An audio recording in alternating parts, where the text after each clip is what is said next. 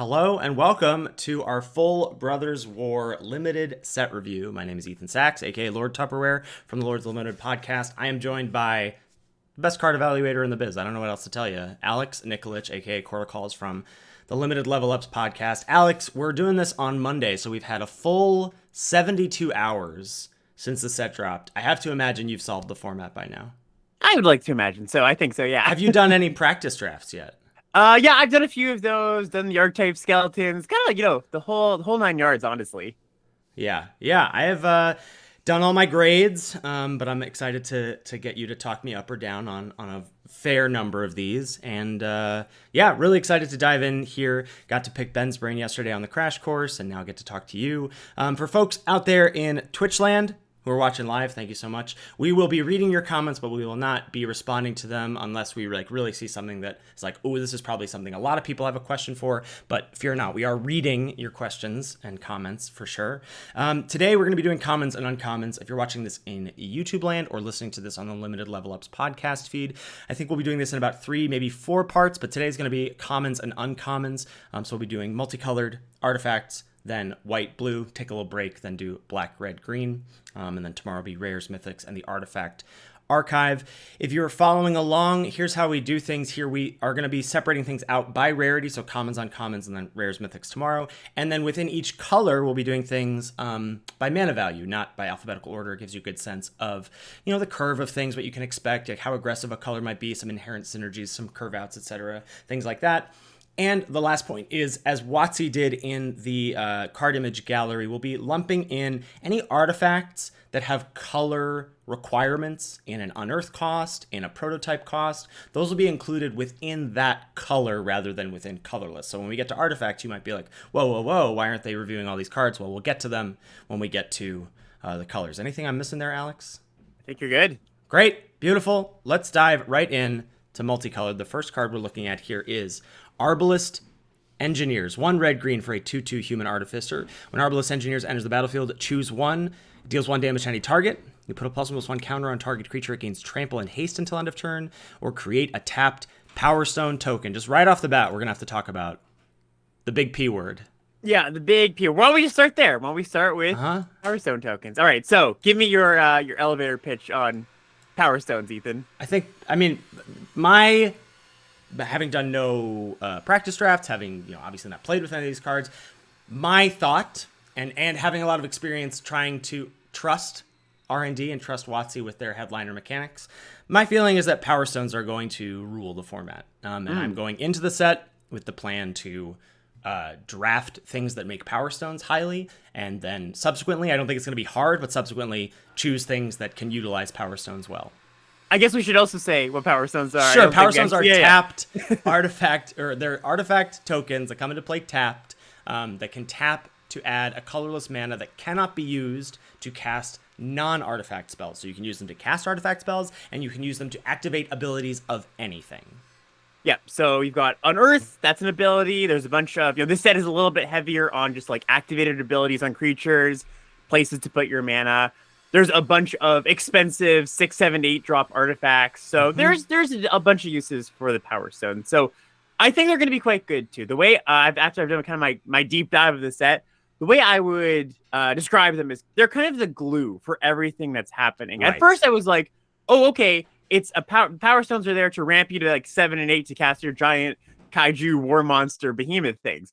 I mean, that's going to happen sometimes, but other times they're just there to give you a bit of a tempo boost on your mana a little bit, where you have an activated ability or a cheapish artifact, or they're there to be sacrificed to a black or a red card. So they do a lot of different things. They're not just purely a ramp spell, is the way I would put it. Think of it just like any artifact token, a food, a clue, a treasure, also a resource. So whenever you see a 3-drop creature, like the creature we have here, Arbalest Engineers, that makes a Power Stone, it's not just, hey, this is ramping you. It's also, this is giving you fodder. This is giving you a piece of cardboard that you can use in some way. So yeah, I think all the things with Power Stones are going to be really good for different reasons in different decks. What about this one? What do you think is going to, the red-green gold card is providing here? Well, one of the things that I was thinking about when this was previewed earlier, this was one of the earlier signpost uncommons we saw, was that green gets a 3/2 at common for 3 mana that comes into play and makes a Power Stone. Mm-hmm. And I was wondering, like, what are the modes that you're going to want to choose on this card that much? And I feel like Power Stone's going to be the one a lot of the time, 75% of the time. Like, the other modes, I think, are going to be much more situational. I think Power Stone's going to be the default. So it's just interesting that I think this is then just on rate slightly worse than that green common. But I still think that makes it a good card. I think like I don't know, always the question is like a blood or treasure or whatever. Like what percentage of a card is this new token? And Power Stones, I think, are quite close to a card in my mind currently, like 75% of a card. So I like this quite a bit. Yeah, I think anytime your opponent casts a 3-drop spell that has a Power Stone attached, which there's a decent number, you're gonna feel a little behind if you haven't already done that. And again, it's not necessarily because it's ramping, and it will do that sometimes, but they've just got another resource to sacrifice or do whatever with. So yeah, I agree with that. With the Arbalest here, you're paying a little bit for flexibility, but think about it this way, right? When your opponent does play a 1 toughness creature early in the game, you're gonna be like, great, just snipe that. That's awesome. When your opponent's at 5, you get this hasty threat, you're gonna like that too. So yes, the other 2 modes I think are going to be less common, but they're also going to be very good when they're good, when you do want to cast them. So one thing before we go into the next card here, I just want to touch on is usually, the reason we start with multicolor cards is just to give us a picture of what this color combination is doing. And we just had Dominaria, where I think the themes in that set were a little bit light. It wasn't so much like all in on zombies or all in like you've got to draft this if you're drafting blue black or whatever it is. I think it's even more like that in Brothers War, where there's a lot of themes. But they're fairly light. I think the big themes in the set are just the mechanics, Unearth and Power Stones.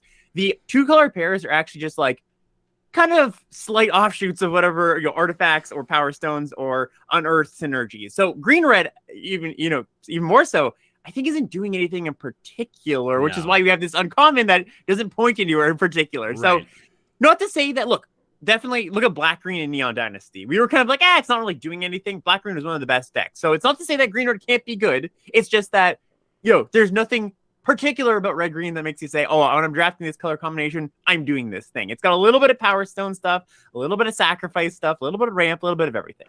Just like this card. I think there are going to be some color pairs that we'll see where like 1 in every 10, 1 in every 15 drafts, you're going to get some version of a 2-color deck where you get 2 or 3 of the signpost uncommons and just go like, ooh, I'm a dedicated green-white artifact ETB value deck or whatever that is. Yep. I think most of the time it's exactly what you're talking about. It's going to be Power Stones help you sort of delay the decision. They help glue a number of archetypes, a number of colors, a number of plans together.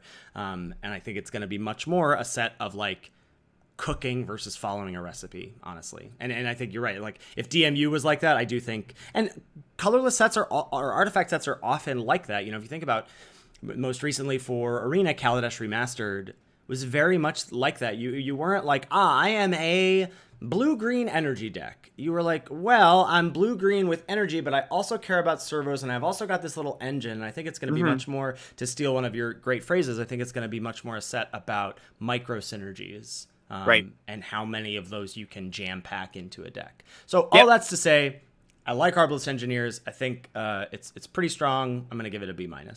I was going to give it a solid B, but I think we're in the same ballpark here. Yeah. All right. What's next? Next up, we got Battery Bearer. So this is the blue-green uncommon. So this is 2 blue-green for a 3/4. Human Artificer. It says creatures you control have tap, add colorless mana. This mana can't be spent to cast a non-artifact spell. So it turns all your creatures into Power Stones. Also has an additional line of text. Whenever you cast an artifact spell with mana value 6 or greater, you draw a card. Yeah, I mean, the knock against this is that it's 4 mana, and as we've seen in recent years, I just think you have to start to punish cards and their grading just a little bit for costing 4 or more mana. But I do really like this as a payoff for doing a Power Stone thing, for trying to get out big prototype creatures, etc. Like, I think the bonus here, the text that really excites me here is the second part of getting to cantrip off your 6 mana value things or more.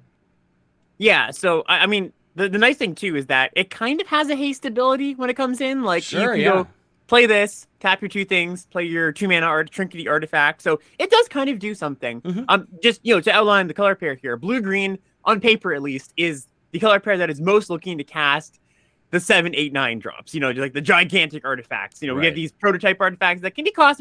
Put it in any deck, play them for 3 or 4 mana. But if you do build your deck a certain way, you have a lot of ramp. You can cast them consistently for their true full retail cost. And I think Battery Blair goes a really, really long way, because if you just have this counts itself. So when you untap, you can add some mana. You can easily cast a 7-drop after you cast this, the turn after, if this survives, right? Yeah, so for sure. It's exactly what you want to be doing. I think the power is there. Again, like you said, the last line of text there is pretty good. I think both lines of text are good, the mana and the card draw. So yeah, I do like this. And the body is good. 4 mana 3/4 is a good body. Yes, they certainly could have undercosted this and been like 4 mana 2/2. I think they spotted us there a little bit, right? Yeah. So yeah, I mean, this is all to say, if this archetype is good, I think the pieces are there for it. Yeah, the Battery Bearer looks to be exactly what Blue Green wants to do. Also, you like the flavor text, Ethan? The Battery Bearer says she's always ready. She always leads the charge. Alex, I don't even know what flavor text is. Well, I gotta get it started early, right? Yeah, I like this card at a B-. Yeah, I think so too. I again, same, a little bit higher here. I would just give it a B, but I agree with that. All right, next we have Evangel of Synthesis. This is blue-black for a 2/3. When it enters the battlefield, draw a card, then discard a card. As long as you've drawn 2 or more cards this turn, Evangel of Synthesis gets +1/+0 and has Menace. So blue-black, not blue-red, is the draw 2 archetype for this this set. And, this is slightly nice, I think, as a both payoff and one-time enabler. And I think it points to a version of the blue-black deck that is a bit more assertive. This is one of the cards that makes me think of that 1 in 10, 1 in 15 draft where you go like, well, I get 3 Evangel of Synthesis, and I have a really streamlined blue-black aggro deck. Otherwise, I think this card is fine. It's I would think, more a reward than a reason to do the blue-black thing. Oh, I think this card's a little bit stronger than that. I think on rate, just the body you get here, the loot is great. I think you're going to trigger this fairly consistently for this blue-black draw 2 deck. There's there's a lot of support just in cards that draw cards. So I think this card's a little bit more push than even the last 2. So I would actually give this a little bit of a higher grade, maybe a B+. I agree with what you're saying totally, that you have to be maybe you got that perfect deck where you've got 2 of these and a few more payoffs. All the other, worth noting too, all the other draw 2 payoffs, they're pretty aggressive. So you usually think of blue-black as the slower deck. Most of them are cheap flyers that grow, or something of that nature. So this might look a little bit. There's really not that many though. There's this. No, there's true. The blue 2/1 at uncommon. There's the black 1/3 at uncommon. Yep. There is not, and I guess whatever, the blue 3/3 at common. But that's not a very good card. There's really not that. You're right. They're aggressively slanted, but there's also very few of them. Yes, I will also say that I think the cards in the set in general are actually kind of aggressively slanted. They've a lot of the real estate for late game power is the power stones and the expensive prototype creatures. There's not really too much control-y stuff. So what they've done is a lot of the blue cards are kind of tempo-y cards. Same with the black cards too. So there's some grind in there certainly, but this does fit right in. Also, with Unearth in the set, there's some graveyard synergies going on. You can pitch an Unearth card. So yeah, I think this card's great. I would actually give this one a B+ for Evangel Synthesis. I am just on C+ here for Evangel. Yeah. All right, what's next? All right, next up we got Apology of Vanguard. So this is 2 red-white for a 2/3 first strike. All right, a little bit undercosted, but when the Vanguard or another creature enters the battlefield under your control, target creature gets +2/+0 until end of turn. Yeah, I think you're right. The initial thing to note is that this is undercosted. It is nice that it potentially enables an attack the turn it comes into play, or at least enables a trade the turn it comes into play, if not necessarily damage. I am not the most excited about a red-white go-wide deck. Surprise, surprise. But I think, again, I would classify this more as reward, not reason. If I'm finding myself in that deck, and I again think there's going to be some Mardu-ish bleed happening as well, with these with red white base, maybe splash black, or etc. You black white splash this kind of deck. There is this theme of mana value 3 or less mattering, where this could be good, getting a burst of multiple things. I mean, you could certainly see this killing someone out of nowhere, but this is probably the one I'm least excited about so far. Yeah, I think this is more of a reward than a reason, more one that you're going to take a little bit later. Once you kind of feel out the draft, I think that it's a powerful card. Let's just like it can, especially with token makers, like works with on both ends of token makers, both pumping your tokens, and if you have token makers, you can pump multiple things. It is a little bit. I'm a little bit less excited just on rate for this card than the other ones, but it's still solid. I would probably give this one a C plus. Yeah, I'm on C plus as well for Philaji Vanguard. Cool. Next up, we have Hero of the Dunes. 3 white, black for a 3/2. When it enters the battlefield, return target artifact or creature card with mana value 3 or less from your graveyard to the battlefield, and creatures you control with mana value 3 or less get +1/+0.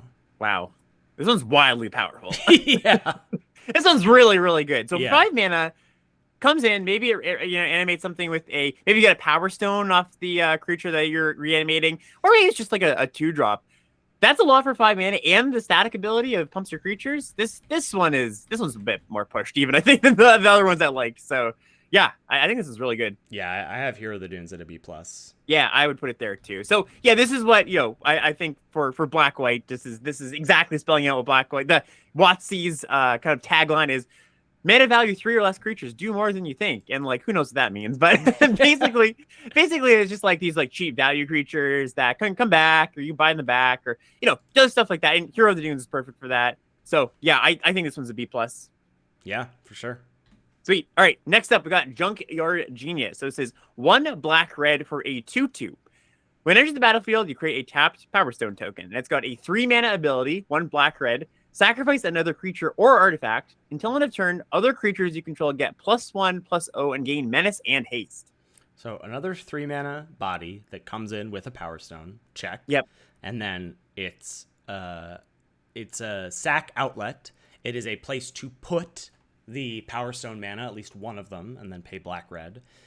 This is exactly what black red wants to do. There is a red active treason that also makes a Power Stone, which is wild. I think this card is quite good. Yeah, me too. So I was saying how a lot of the themes are a little bit light, not a ton of support, kind of just like sprinkled in there. Red black's actually one of the decks that it does look like there's quite a bit of support. A lot of things that care about sacrifice. Like you said, there's the active treason, which we'll get to it when we get to it. But I do think that card is actively good. I think that card is a card you're going to want in your red decks for multiple reasons. And this card is just great, right? Just like it's got the kind of baseline of 3 mana thing, make a Power Stone, which I think is going to be just a good card. We'll see a few times in this set. And that activated ability isn't a joke, right? Just like sacking once to, if you have 3 creatures, that's going to end the game a lot of the time, right? So yeah, I think this card is really good, and I think this archetype, not to jump the gun or anything, or give too hot of a take, but I do think black red is quite good as well. I always give this one a B plus, I think. Yep, me too. Sweet. Next is Skyfisher Spider, 2 black green for a 3/3 with reach. When it enters the battlefield, you may sacrifice another creature. When you do, destroy target non-land permanent. Oof. When Skyfisher Spider dies, you may gain 1 life for each creature card in your graveyard. If you do, exile Skyfisher Spider from your graveyard. Oh man, that's great. What's not to like? Yeah. So, there's going to be a bunch of, these artifact sets. There's all this trinkety stuff lying around. It has to be a creature, so you have to think about that. But just trading your worst creature for their best one at any point, and I'm sure you're going to have ways to set this up where, you just have like a token lying around, a 1/1 token. There's an amount of 1/1 tokens in the set. Killer best thing. And then like that death trigger, that's not bad either. You're going to often gain 3 to 4 life off this. It's kind of funny. Sometimes you don't want to do it because you want to leave it in the graveyard to buy it back because it does have that option, right? Yeah, exactly. I think it's always kind of funny whenever I see a really pushed uncommon. I always kind of I'm like, is this pushed, or sorry, a pushed golden common? I'm like, is this pushed because this archetype's not really doing that much and they want to give it a little bit of juice, And I think there might be a little bit of that going on with green black. You don't think black green self mill is a thing? I'm not gonna write it off. I'm always skeptical of black green in general. It's they often have trouble marrying the 2 colors in limited. Just like they often want to do kind of slightly different things. So yeah, I think this card is good. I think this card is quite strong actually. And if you want to build around it a little bit, not build around it completely, but like you're gonna make some concessions to. I have some sacrifice fodder in my deck. Gets even better. I think this is just another B plus. I could see this creeping into the A-ish range, but I think I'd leave it in the B range just because, not a lot of faith in black green. That's all. Gotcha. Yeah, I'm going B plus. So you're okay. saying B? Yep. Cool. Yeah, good card though. Yeah. Right. Next up, we got Third Path Iconoclast. So this is red blue for a 2/1. Whenever you cast a non-creature spell, create a 1/1 colorless soldier artifact token. So it's a little upgraded young pyromancer here. The fact that the 1/1 tokens in this format are artifacts is Yeah. incredible to me. It seems borderline a mistake. I'm gonna be honest. Yeah, because just like all the things that care about an artifact entering or sacrificing an artifact, like you're just spotted that a lot of the time for free. Yeah. Where they could, again, looking at the development knobs, they easily could have made these just like white soldier tokens, Right. Or Yeah. whatever colorless servos we've seen before, right? That Sure. aren't artifacts, or spirits or whatever. Yeah, I think this is a B plus. Yeah, so this kind of speaks to a deck that isn't completely there, I think. So you often think of red blue as a spell stack, right? It's Right. like doing and there's even prowesses back in the set on a few cards. There's not a ton of, if you think of like M21 or any set that's had a pretty strong spells theme, there's not a ton of like cantripy stuff where it's just like, cast my cheap one mana thing, draw a card. You're not really going to go off with the iconoclast, I think, in the way you might in some sets. But the trade-off here is I think there are more non-creatures than usual just because there's a bunch of trinkety artifacts going on. So you're going to be able to get your money from that. So good card, strong card.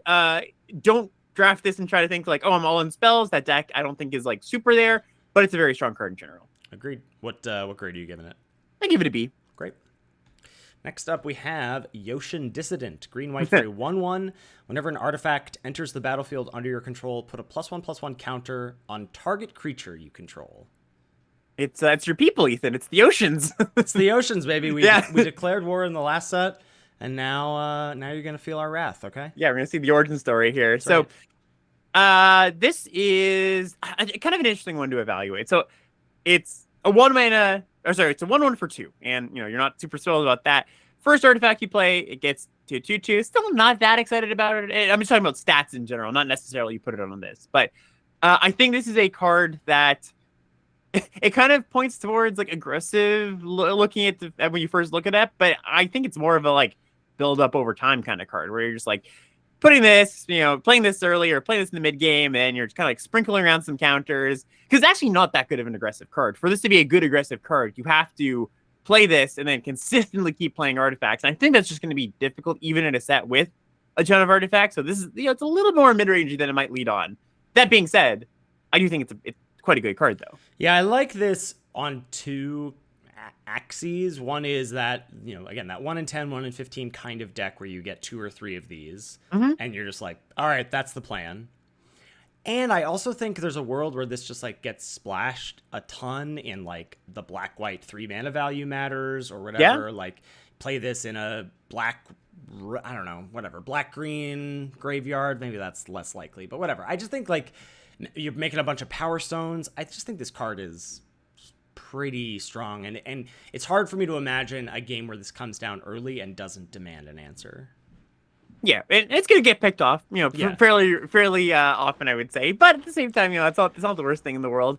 There's the green white like is doing everything all at once, kind of, sort of like it's like touching on all of the themes, or like it's like green's rampy stuff and white's like kind of like go wide-ish stuff, and again, not particularly pointing into any direction, which is why I think this is just like a generic good payoff. Also worth noting, it works with tokens too, so it's not just like when you cast, right? So there's like 4 mana creatures that come along, artifact creature comes along with the 1/1, so double triggers there. Can we not just have a blue, red, green, white deck with Iconoclast and Yoshin Dissident and sure going off? Going off. Yeah, what else do you want? Yeah, what do you want to give this one? I give it a B plus. Yeah, I'm a little bit lower. I think I would give it a B minus, but yeah, I can definitely see maybe we live in your world where it is a little more versatile, isn't just strictly a green white card. Mm-hmm. Right, next up we got Yoshin Tactician. This is 2 white blue for a 3/4. Pretty simple card here. Other soldiers you control get +1/+1. So it's a lord for your soldiers. That's what blue white's doing. Cares about soldiers. Again, kind of a light theme in payoffs. There's not a bunch of payoffs. This is the best one, I believe. But a lot of the creatures in the set just are soldiers. So you're gonna get that spotted to you for free. Yeah, it's like ostensibly what blue white is doing, but there's just like a bunch of soldiers across all 5 colors. The artifact tokens that get pooped out are soldiers, so you could do like a Jeskai thing with Third Path Iconoclast. This again, I think, falls into that camp of 1 in 10, 1 in 15 times you get 2 Yoshin Tacticians, and you're like, all right, this is this is the deck I'm gonna draft. But I think otherwise this isn't that exciting to me. No, I don't think so either. I mean, it's a good effect. You're going to be really happy about it. Like, well, maybe not. Maybe we're talking down a little bit. I think potentially. Like, I still have it at a B minus. Like, I don't. Sure, think sure, I don't yeah. think it's I think bad, so too. but I think Right. it's. I think honestly, there's just like more interesting things to do, more interesting slash powerful things to do than here's a lord for my creatures. Sure. I guess my thought on it is it's pretty easy to slot in. You don't have to work too hard for it because it's just again you're going to be naturally spotted all these soldiers. So it's just going to pump your 2 and 3 drop, I think, fairly often. But yeah, I agree. It could be this set could be a bit more complex, a bit more moving parts than just like play some creatures and anthem them. So yeah, we'll see. I agree with the B minus, but I can see this coming up a little bit. Sweet. All right, that's going to take us on to artifacts. First one is Goblin Firebomb. 1 mana for an artifact with flash, and you can pay 7, tap, sack it, destroy target non-land permanent. Okay, so this is the first in a long line of cards where you kind of look at it at first and you go, wow, that's expensive. They've really bumped up all the costs of activated abilities because Power Stones exist. So, we've seen this, like, what is it, Universal Solvent was exactly this. Sure, but that card was not particularly good, right? No, but I'm saying, they could have made this cost 8 or 9 or 10, whatever, certainly. But they did not. Yeah, but yeah. This is the point you're making is very important, and I still haven't quite done it. Is you have to start to calibrate all of these colorless costs about 2 less, I think. Yeah.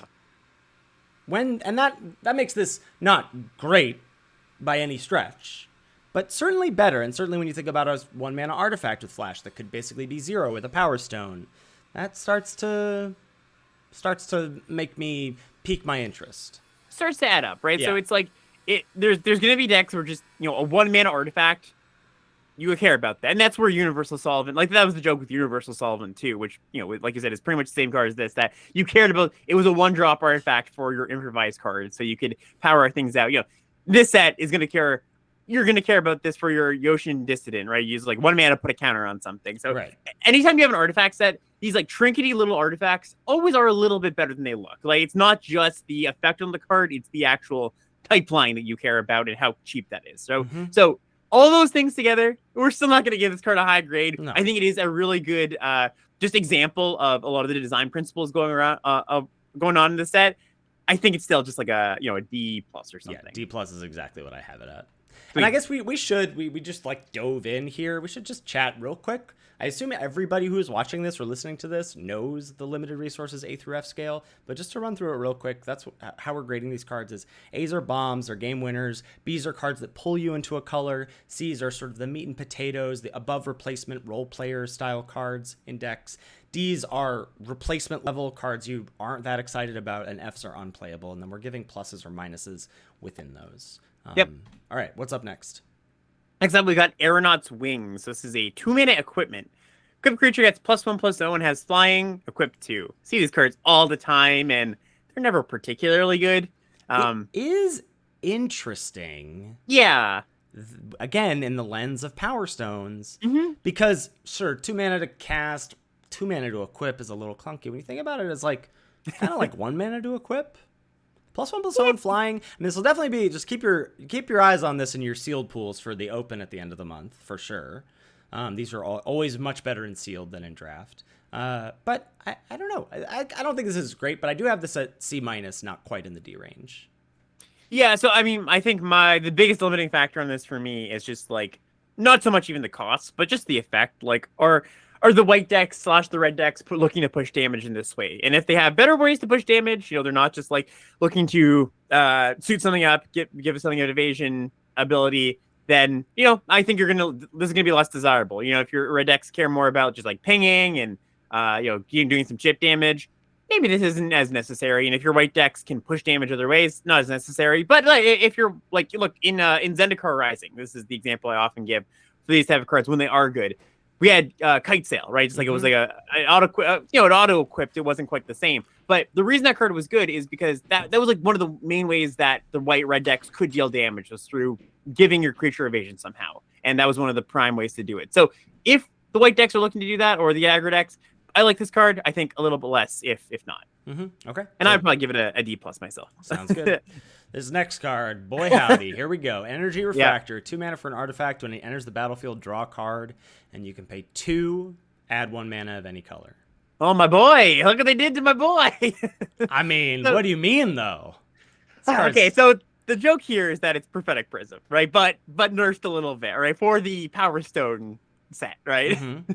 And instead of 1 mana to filter your mana, you're getting at pretty much no cost there. It's 2. So what do you think of that, Ethan, on as somebody who's probably going to play this card slightly more than I am, I would say? Is this card not incredible in this set? I'm very confused about how you're tempering your comment. This is an artifact that's 2 mana that replaces itself, and it's one of the only ways to fix, and it turns your Power Stones into ways to generate colored sources of mana. Yeah, I might be talking it down a little bit. Even in any set where Prophetic Prism was good, I was still a little bit lower on, I think, than the general population. It's good, and I like it for the sense that it comes in, it's a cantripping artifact. I'm still a little bit cold on that 2 mana ability. Yes, it Power Stones. If you have a Power Stone, it just means it's the same as Prophetic Prism basically. But you're still using that Power Stone, right? It's still a resource you're using. I'm very give me a grade so I can contextualize what you're saying. Sure. Right now. So I would probably give this a C, right? I think just a C because it's flexible, but I don't think it does anything particularly well. This is very confusing to me. This seems this is like glue with a capital G in my mind. Even if you just take away, I feel like honestly this Power Stone filtering is like gravy on top of a 2 mana artifact that cantrips is, I think, incredibly valuable to so many decks in this format. That's the part I like about the card. Yeah, I really do like the cantripping aspect. I just don't think there's that many, if we're coming from the Land of Drama area where splashes were just all over the place. I think it's just going to be a lot less common in this set. And I think even which makes this more valuable, doesn't it? Not less. No, I think you're going to want to splash less often, not that you have the ability to splash less often. That's my argument. Oh, I'm wrong here. Maybe I'm wrong here. I think it's the reverse. My take is that you will probably want to splash less often, but that's not saying much coming from a domain heavy set. But I think there's very few ways to fix your mana in this format. Like this, Evolving Wilds, a couple in green, and that's it. Yep. And I think this having synergy, being an artifact, and the cantrip, and blah blah blah. I just think that's gonna make this a pretty darn high pick, I think. Right. Yeah. Maybe I'm trying to play devil's advocate too hard here, and I'm not trying to, but maybe it's coming off as that. I'm just a little bit lower on it, I guess. And maybe it is more glue than I am anticipating, and the mana is going to matter more than I'm anticipating. But I'm going to stay at C for now. Yeah. I'm on B-, but I can honestly see B+. Okay. Yeah. We'll see. We'll see. All right. What's next? Next up, we got Mine Worker. So this is a 2 mana 2/1. It's an assembly worker. It's a common. Tap, you gain a life.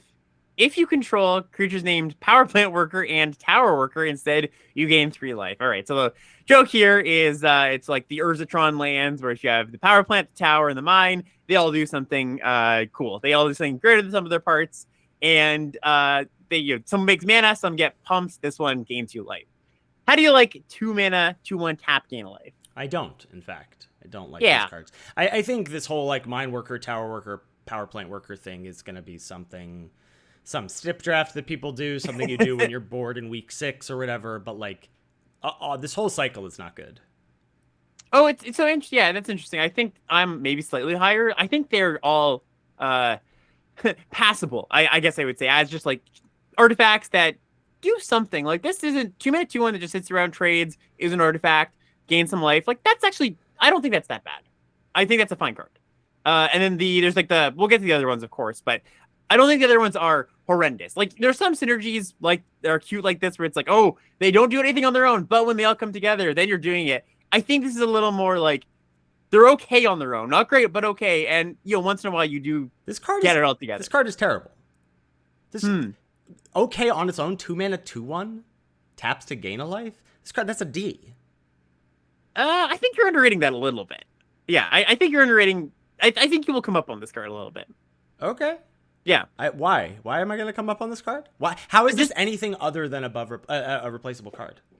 I don't think it's an awesome, like, okay, maybe this is classic Alex Ethan situation where it's just like, oh man, great card, I mean, awful card, we'll give it a C. You know, like, I don't think this is a fantastic card or anything, but I do think like 2-mana 2/1 tap to gain a life artifact creature is just like okay. I don't. Okay, you are using okay and fine and these words. I don't understand what that means. Okay, let me put a grade on it. Let me put a grade on it. I will give this a D+. Okay, that is great. There you go. We're saying the same thing. Yeah, your two co-hosts just antagonizing you constantly. I just want it's just like it's fine, it's okay. You're using the same words you used to describe energy refractor, and you don't like this card. What do you want? What do you want to give it? I give it a synergy C-, which is the same as saying D+. Okay, yeah. I don't think these are not cards that I am interested in going after. These are not cards that I'm going to Sure, sometimes you need to play a 2-drop. Great, This is colorless, fine, but this is a card you pick 10th. Okay, yeah. I'm in agreement with that. I think that I maybe was tempered a little bit too far in the other direction by your initial, just like hatred of the card, to use a harsh word. Yeah, well, I just don't think I just don't think they're good. I think there's never. I was just would be happy. I think if these never made my deck the whole format.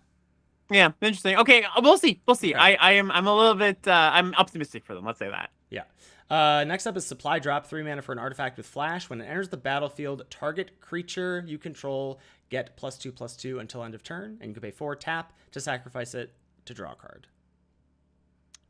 This is a weird card. Yeah. It's a really strange card. So it's like an expensive combat trick. And so you know before I was like, oh, the designers really spotted us on this one. Like they did no favors for this one.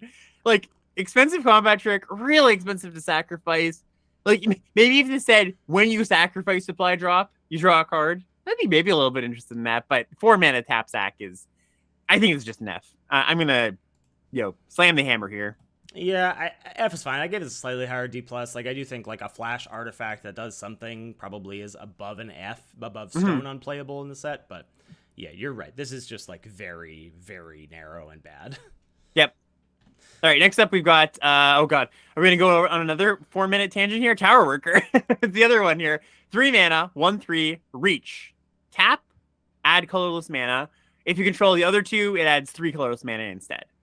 All right, so baseline on this one. What are your feelings on it? I also don't like this. I mean, this is probably the best of the 3. The 3 mana 1/3 with reach, but that is overcosted. Taps add colorless. Now you can use that mana to cast non-artifact spells on Power Stones, but this just looks like a bad Power Stone. I'm getting this for free basically. Yeah, Why bag a Tower Worker? I'm laying you off. I gotta say. Right. Yeah, I think there's going to be some decks, those blue-green decks that really do want this effect, and we'll just take of course you'd love a Power Stone in 3, but we'll take this as a medium proxy just so you can cast your 7 drops and 8 drops in a reasonable amount of time. I don't think you're going to put this in your average deck, and I guess that just means if my dream of the assembly worker is going to come together, it's mostly a blue-green thing because you're probably not going to want this card in any other deck. So if you're in that rampy style deck, I think this card is a fine filler 3-drop. I would put it at a C there, but generally a D. Yeah. Alrighty. Next up, we have Stone Retrieval Unit. This is 4 mana for a 2/3. When it enters the battlefield, make a tapped Power Stone token. Man, it's like when I saw this card previewed, I'm like, if this card's good. Yeah, I saw this. I was like, there's a lot of these cards where I'm like, are Power Stone's not as good as I think they are. Right, yeah. They're kind of just. I do think there is an interesting choke point of cards that cost 3 or less that make Power Stones, and cards that cost 4 or more that make Power Stones. Because there is diminishing returns, and you do want to set them up for cheap earlier. That said, the fact that you can also cast this with Power Stones is quite nice. Yeah, I think that I think ramping 3 to 5 is gonna be a big thing. I think just there's enough 5-drop artifacts that when you cast your Power Stone thing on 3 and ramp yourself to 5, you're going to feel really ahead. I'm not as sure that you're going to feel as ahead when you cast this, but I still think it's pretty good.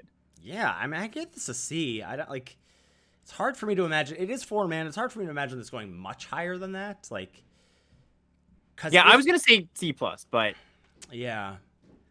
I mean, C. That's what Ben gave it to. I could see it being C+. I don't Yeah, know. it's just The 4 mana thing is hard. It's hard. 4 mana it 2/3 is. is Yeah, tough to get behind, I would say. that is true. Like, you do feel, when you play this on 4 and you're a little bit behind, your opponent's outstatting you a little bit, Yeah. you're gonna feel this burn you a little bit. I agree with that. So maybe it's more in the C area, but I think I'm just high on like 4 mana, make 2 objects. Make 2 pieces of cardboard. Yeah, like 2 pieces of cardboard. Yeah, I exactly. think I agree with that. What's next here? Oh, you got all 3 of these. Yeah, I got all 3 of them. Power Plant Worker, 5 mana, 4/4, 3 mana ability. Power Plant Worker gets +2/+2 until end of turn. And if you control the other 2, you put 2 counters on it instead. So 5 mana, 4/4 that you can pump. Yeah, I again, this is the worst of the 3, I think. As just like big dumb chungus. Yeah, that's not 100% clear to me though, because I think, like, again, just like imagine going Power Stone thing on 3, play this on 4. That's pretty good. And then you're threatening like a threat of activation 4/4 attacking on turn 5. I get you're telling me you can't do better than this. I don't know. For 5 I'm just mana? saying that there's but this makes the brain juices tingle for me. That's all. I'm just saying there's something there, I think. Yeah, I'm still on like synergy D+. Are you? So you're saying that you're gonna play this? Are you playing any of these without all 3? You're just gonna play this in your Power Stone deck? So I think that the 2-drop one you're gonna play if you need a 2-drop. I think the 3 mana one you're gonna play if you're ramping, and I think this one you're gonna play if you have Power Stones. And I think you're gonna be like pretty okay with it. I hope not. I hope that's Yeah. Okay. Well, we'll see. Yeah. Clearly, this is one that we're like, we're gonna have to see. It's not gonna be one we're gonna be like be able to sit here and figure out on our own. But I think this one's like a C-. And if you do have enough 3 mana Power Stones, I think it gets bumped up a little bit. Okay. Next up is Swift Gear Drake, 5 mana for a 2/4 with flying and haste. And when it enters the battlefield, you can put up to 1 target card from a graveyard on the bottom of its owner's library. So we've got a lot of these cards just kind of scattered through the set. If you look through just like random incidental graveyard hate that like picks out one thing from the graveyard. Of course, it's there to combat Unearth, which we haven't actually seen any Unearth yet, but it's a graveyard mechanic. Stuff comes back from the grave, and they just want to make sure you have a way to interact with it. This is not a particularly good way to interact with it. I don't think 5 mana 2/4 flyer haste is a good stat line, but this is like your 23rd filler card if you really, really need it. But the tricky thing is, whenever I have a 23rd filler card, I want it to be like just like a cheap card. You don't want it to be a clunker. Right, exactly. Like I can't imagine ever being like, I just need to fill out that 5 slot. Never happens, right? I think this is a D. Yeah, again, maybe we are living in the world where just like comes out turn 4 and it's like 2/4 haste flying. I mean, again, look at it in that context. If it's just like 2/4 flying haste, that's for 4 mana, quote unquote. that doesn't seem too bad, but you're not always gonna have the Power Stone on turn. Right, that's 3. the thing is like 4 mana 2/4 flying haste is like fine. That's not Yeah, even that impressive, and that is with some hoops you've jumped through. Yep. Yeah. I'm not high on this one. I think this is like a D, but okay. Again, just trying to calibrate ourselves as we're I think going that's through. Important. Next up, what do we have? Yeah, next up, we're moving to some uncommons here. We've got Spectrum Sentinel. So this is a single mana for a 1/2. It's got protection from Multicolor, and whenever a non-basic land enters the battlefield under an opponent's control, you gain 1 life. This just screams constructed to me. Yeah, I mean, it's very hard for me to give something that has power and toughness an F, but like this is horrible. Yeah, it's just like a 1 mana 1/2, and maybe some decks are gonna watch that. It has types as soldiers. It's a soldier. Yeah, they're giving you a little bit there. So I give it a D-. I think I think you're just gonna be able to do better than this. There's both of the parts of the text in this card are not going to come up very often. Yeah. Next up is Levitating Statue. 2 mana for an artifact with flying. That's right, an artifact with flying. Whenever you cast a non-creature spell, put a +1/+1 counter on Levitating Statue. And you can pay 2 to have Levitating Statue become a 1/1 construct artifact creature until end of turn. Yeah, they found the technology to take a word off of the card by just giving it flying instead of saying it becomes a thing with flying. Right. Yeah. So this is like a the name is escaping me. The Riddle Form. It's a Riddle Form variant. Yeah, right? That's a good call. Okay. Or Myth-Realized, if you want to make that comparison. And this is one of the few cards that support the non-creature spell theme. How do we like it though? I don't know. I was pretty low on it. Ben was pretty high on it, and I Hmm. think when I started to think about it as like a blue red kind of payoff, that started to sell me a little bit more. One of the things I'm very skeptical of, or one of the things I'm very reticent of, is I'm already anticipating having things that don't affect the board to make power stones. Right. And so the things that use power stones, I want to affect the board. And so Hmm. when I think about this as like, but you can cast it with power stones, and this also doesn't do anything, but then you have to Right. dump your power stone mana into it. Like, yeah, I could see this being good, but it's a little hard for me to evaluate this without seeing it in action. So I'm kind of dubious, but I think if there's a good spot for it, it's probably going to be in that blue red style deck.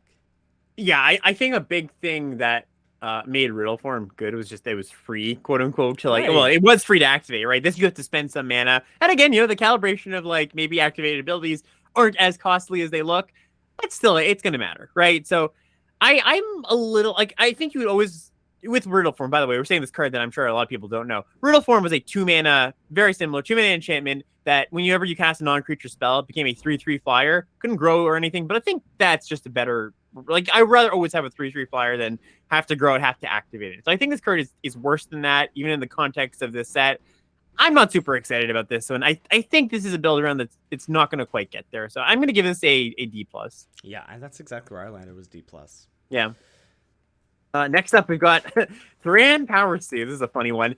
2 mana for an equipment. It says equipped creature gets +1/+1 for each aura and equipment attached to it and has ward 2.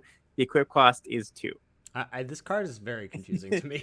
Yeah, it's a little befuddling is the word that came to mind for me. Yeah, Just I like, just gave this an F. I don't see where this goes. yeah, I will call out that I do think there is like a kind of like a Boggles E deck potentially. There's a few like auras and they're cheap and efficient, and maybe there's like a slot for that here with like cheap evasive creatures or keyword creatures. That said, I think when you go to your pre-release, you can just like put this in your pile of don't play this card, don't worry about it. Yeah. Shouting out that I'm going to keep my eye on it, but I'm also just going to give it like an F to start with. Yeah, not crazy Sweet. about this. Next up is Reconstructed Thopter. 3 mana for a 2/1 with flying, and it has Unearth 2. So Unearth is our first instance. You can pay 2 to return it from your graveyard to the battlefield. It gains haste, and then you exile it at the beginning of the next end step, or if it would leave the battlefield, you can Unearth only as a sorcery. What are your thoughts on this one?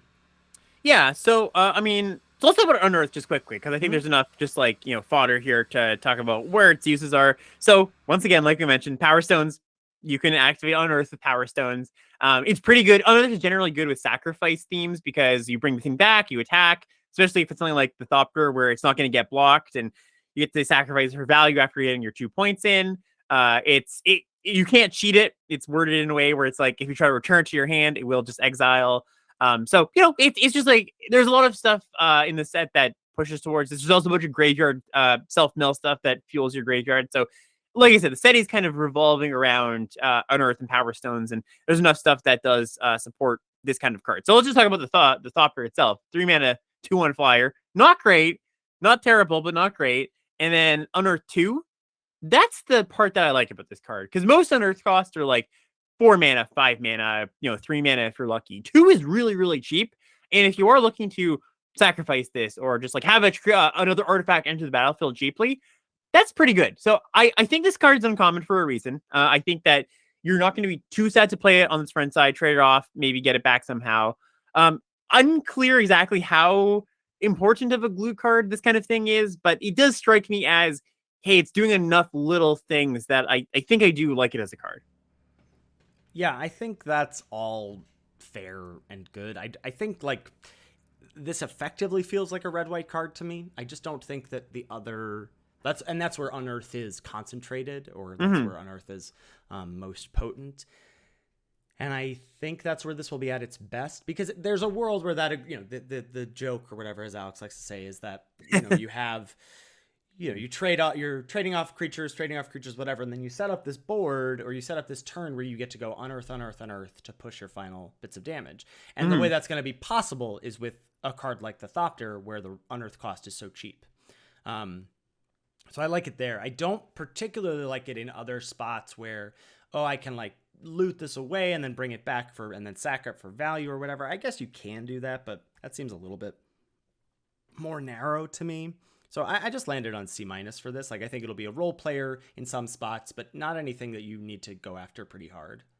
Yeah, I would give it a C. I do think that you're gonna just mill this sometimes, and maybe you said you're not that excited about discarding it, but it's fun to do that too. And again, I do think that the 2 mana Unearth is the big selling point of this card. So I agree. I have a C, but we'll see.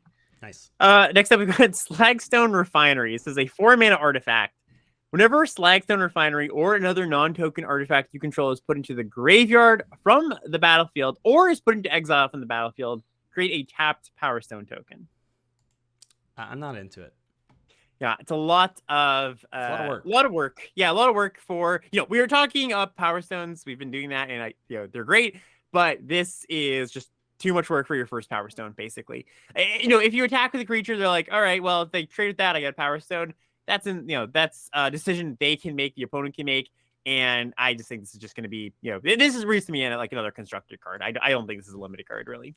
Yeah, I give this a D. I mean, you could go lower. But... yeah, I'd give it an F myself, but great. Next up is Symmetry Matrix. This is 4 mana for an artifact. Whenever a creature with power equal to its toughness enters the battlefield under your control, you may pay 1.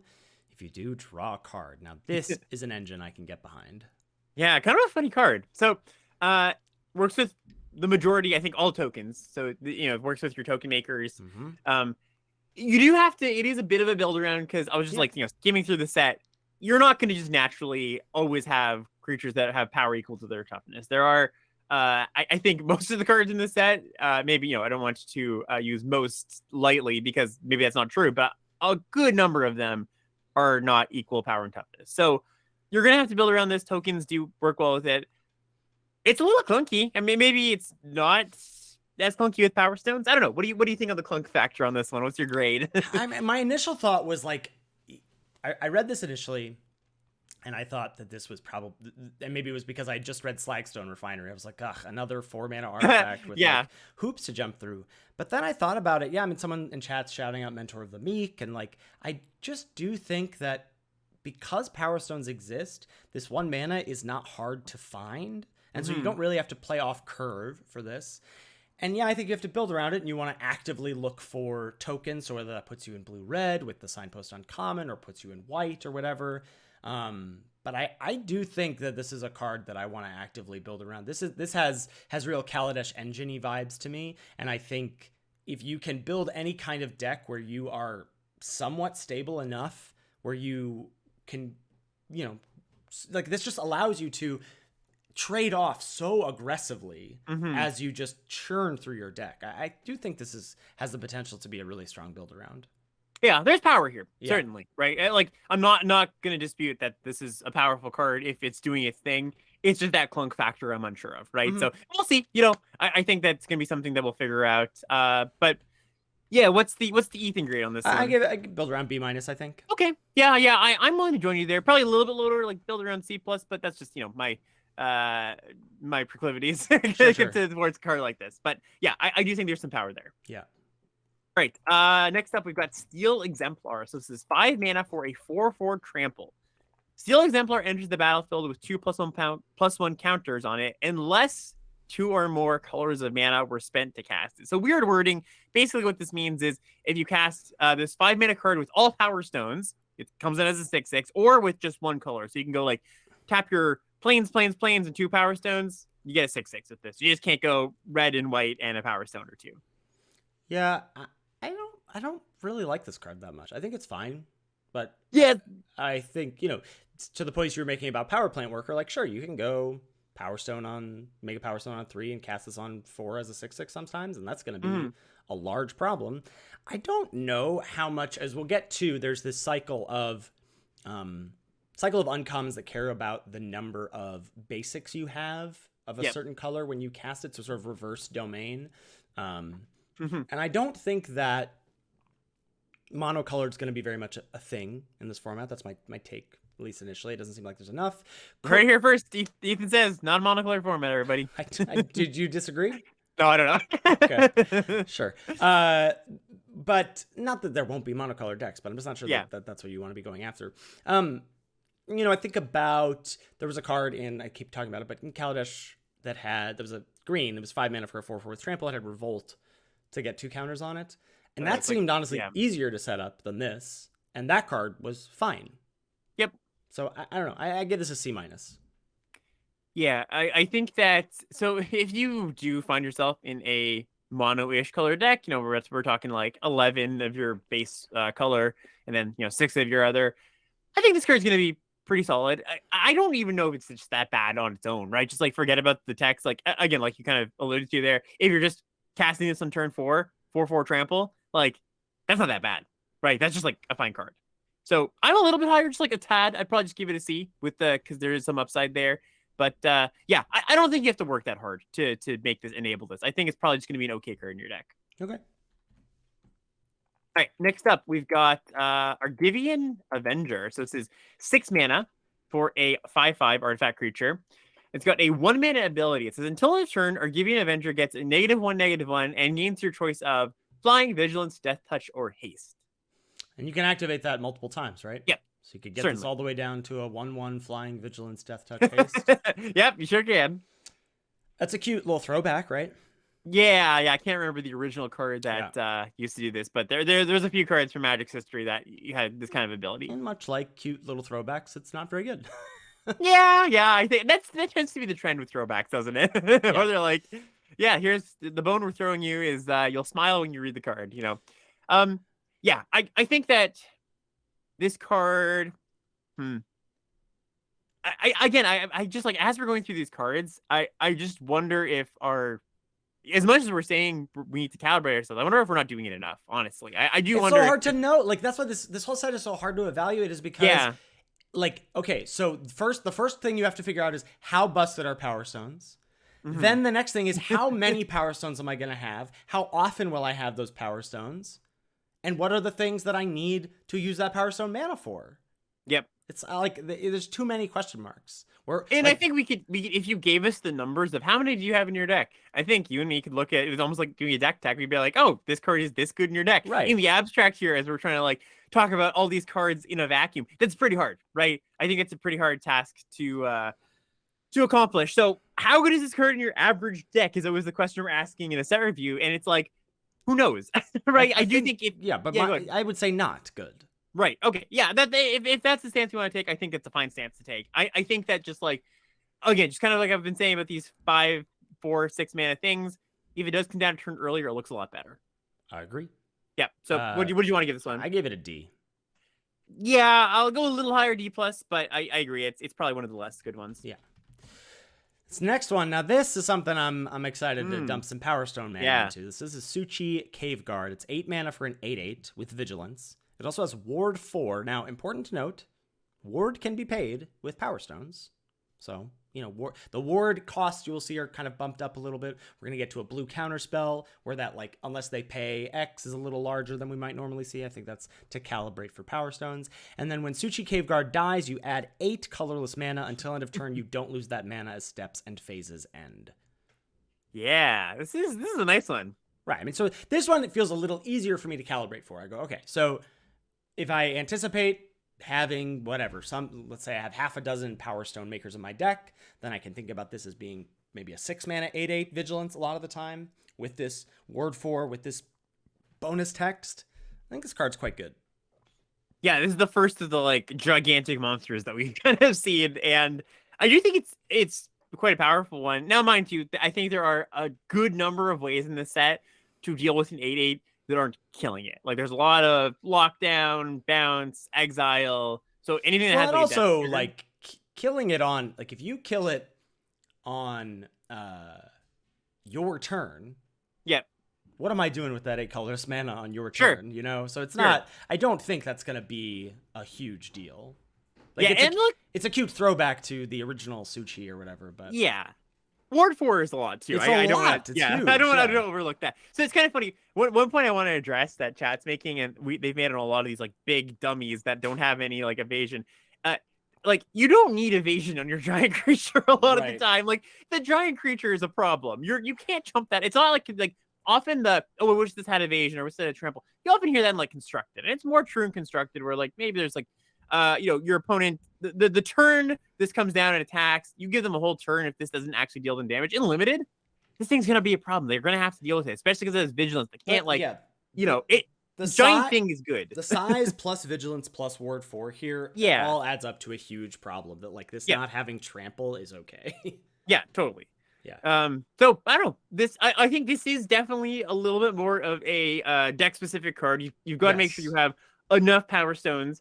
This is like we're gonna see a lot of prototype cards, which is another mechanic we haven't got to yet, but those give you a buyout for casting them for cheaper. This one does not, so you have to really be cautious about how many ways you have to cast this card. I agree. I gave this a C+. Yep, I would be there too. Sweet. All right, so we're going to just take a look at a few lands, and then that's going to get us over to white. So first up is Evolving Wilds is back, one of our only pieces of fixing in the format. It's a land. You can tap, sacrifice it to search your library for a basic land, put it onto the battlefield tapped, then shuffle. Yeah, it's Evolving Wilds is going to be Evolving Wilds. You know, no, but you're not splashing, so you don't need this card, I never right? splash. Alex never splashes. Yeah, I mean it's good. It's good fixing. It's a dual land for all intents and purposes, right? Like you're gonna like this card. You're gonna want to pick it up if you think there's a chance you splash. And maybe maybe the way the set plays out, splashes are just like a common thing, and this is a scarce resource, and you're gonna want your first one early. It's gonna be tricky to tell. We don't know just yet, but yeah, Evolving Wilds is just generally pretty good. You would play. One thing to say, I would play the first two Evolving Wilds in my 2-color decks, like just to have mana fixing. That's important still. Yes, sometimes your land comes in Are there tap. still schools of thought that say don't put Evolving Wilds in your 2-color deck? Oh yeah, 100%. I mean, there's good players I know that. Just I know we just released our mad T-shirt design, but like, didn't 17 Lanes just prove that Evolving Wilds in your 2-color decks is better than not? I believe Frank Carson also has done numbers where it's like you should play two. The first two tap lands are better. In most decks where you don't have like a lot of 1-drops, it is good to have the first two tap lands to make your mana base better at the cost of being a little bit slower. Yeah, that's the only consideration is like if your whole deck's game plan is 1-drop, 2-drop, 3-drop, 4-drop, and you have like 4 1-drops, sure, tap lands are gonna hurt. Otherwise, they don't. Yeah, I say Wilds as always a C+. Yep, I agree with that. All right, next up we've got. Is it okay? Your pronunciation. I wish you did this before. Do you think it's Tokasia or Tokasia? I would say Tokasia, but okay, we'll go with Tokasia. Sounds made up, so can't be wrong. Yeah, exactly. Tokasia's Dig Site. This is a land at common. It taps to add a colorless mana. 3 tap Surveil 1. So Surveil is back in full force. It's kind of just an evergreen mechanic now, like Scry, but instead of putting it at the bottom of your library, you put it in your graveyard instead. Seems fine. Yeah, I wonder if this is just going to be like the campuses from Strixhaven, where if you don't have one of these and your opponent has one, you're like, man, that's really rough. Is that how we're remembering campuses? My memory of campuses were that they didn't you picked up. You never need to prioritize them. You picked up one at some point, but it's not like the best deck in that format was super aggro. Oh, and even in my Silver Cool decks, I really wanted 1 or 2. I think they were really important to the decks there. Yeah. Okay. Yeah, I'm like, I think this is fine. I gave it a C-, but I'm not super jazzed about this. Yeah, one of the things is, colorless lands come with a cost. You can't just jam a bunch of colorless lands in your deck. It's a little more acceptable in a set like this where, a third of your cards are going to be colorless. I wouldn't be surprised if every deck does one of these. I think this is a really powerful mid-game effect. And of course, the joke here with Surveil is you get to put unearthed cards in your grave, sure, right? Yeah. So yeah, I'm gonna start this one at a C+. I could definitely see it panning out the opposite way, but I would bet that this is a good card. Okay, cool. Yep. Next land is an uncommon. It's Demolition Field. Taps for colorless, and you can pay 2 tap, sack it, destroy target non-basic land an opponent controls. That land's controller may search their library for a basic land card, put it onto the battlefield, then shuffle. You may search your library for a basic land card, put it onto the battlefield, then shuffle. It's a lot of text to just say F. Yeah, it's a Field of Ruin for Commander. That's all it is for anybody wondering what's weird about this card. But yeah, put it in F. Okie dokie. Time for white. First up is Lauren's Escape. Single white for an instant. Target artifact or creature gains hexproof and indestructible until end of turn. Scry 1. It's a good trick. It's a good trick. It's a good trick. It's God's willing, right? Yeah, basically. Except, we've got a little bit difference here and there. You can't have an unblocked creature go through with protection from your opponent's Sure, colors. sure, sure, sure. But The for the targeting uh, part of that, yeah, it is. one of the things that I think is very interesting, or one of the questions I have about the set is, okay, so you're doing all this work, you gotta get all these power stones, and you're ramping out these big fatties, and your opponent just says, "Cool, disenchant," Right. Yeah. and that makes me nervous. And Lauren's Escape makes me feel warm and fuzzy. So I think it will be a really important card. It definitely has diminishing returns, like all of these effects often do. But this, and as we'll get to when we see green a little later, Gaia's Gift does a similar thing. I think those are going to be important if you're doing a kind of like, casting these large prototype monsters deck. Yeah, and I think it's also just important if you're a low to the ground creature deck too, right? Sure. You're just gonna like appreciate this trade. These effects just tend to be pretty good. The protect your thing, make it indestructible, give it some sort of protection, and the scry one, that's also nice too. So I think this is gonna be a good trick. I kind of want to start this high-ish. Like I think I'm gonna put this at a C plus, could be B minus range. Just so we're clear, Yeah. B minus means this pulls you into a color. Yeah, I think there's a world where you want 2 or 3 of these, certainly. Okay. Yeah, I'm just starting on a C. you're like Alex. I just want to make sure that like you're going grades. blue card, green card, and then you see Lauren's Escape fourth, and you go, ooh, maybe white's open. Well, I mean, look at Take the Shield, right? Like that was a card that this isn't Take the Shield. I'm not gonna try to say it is, but that was the level of card that it's a good protection trick that you would take fourth or fifth sometimes. Yeah. No, I just wanted to make sure that we weren't. Yeah. It's fine. It's okay. It's a C Oh yeah, territory. Okay? we're on the same page, All baby. right. All right. Sounds good. All right, next up, we've got Military Disciplines. It's a single white mana for an enchantment aura. It has flash. It says it's enchant creature. When Military Discipline enters the battlefield, enchanted creature gains first strike until end of turn. And the enchanted creature gets +1/+0. So it's kind of a Kindled Fury variant here. And as we all know, Kindled Fury is a limited all-star. Yeah, it's been a long time since Kindled Fury was good. So how much does looking at all parts of the Buffalo here, how much does it sticking around matter? I think +1. I think not. Yeah, it's kind of funny because if you put this on an evasive creature, it matters, but you're not going to want to have the trick isn't going to be relevant on an evasive creature very much because it's not going to get blocked very often, right? So it's like +1 on a ground creature. Yeah, if you're like a super low to the ground white aggro deck, this could be a decent card, but I don't know. Does that deck exist? Really yeah, I don't think it actually exists. Yeah. So one thing we should preface, I think white is a little bit. I am most skeptical about white as a color. Just like I think its cards are a little bit confused, and a lot of the white cards are. Think about Kamigawa Neon Dynasty a little bit, where they like play well with artifacts, and they're a little bit grindier, a little bit slower. Like that's kind of what white's doing. It has some aggressive cards. I wouldn't bet on this one being part of the puzzle for most of your white decks, though.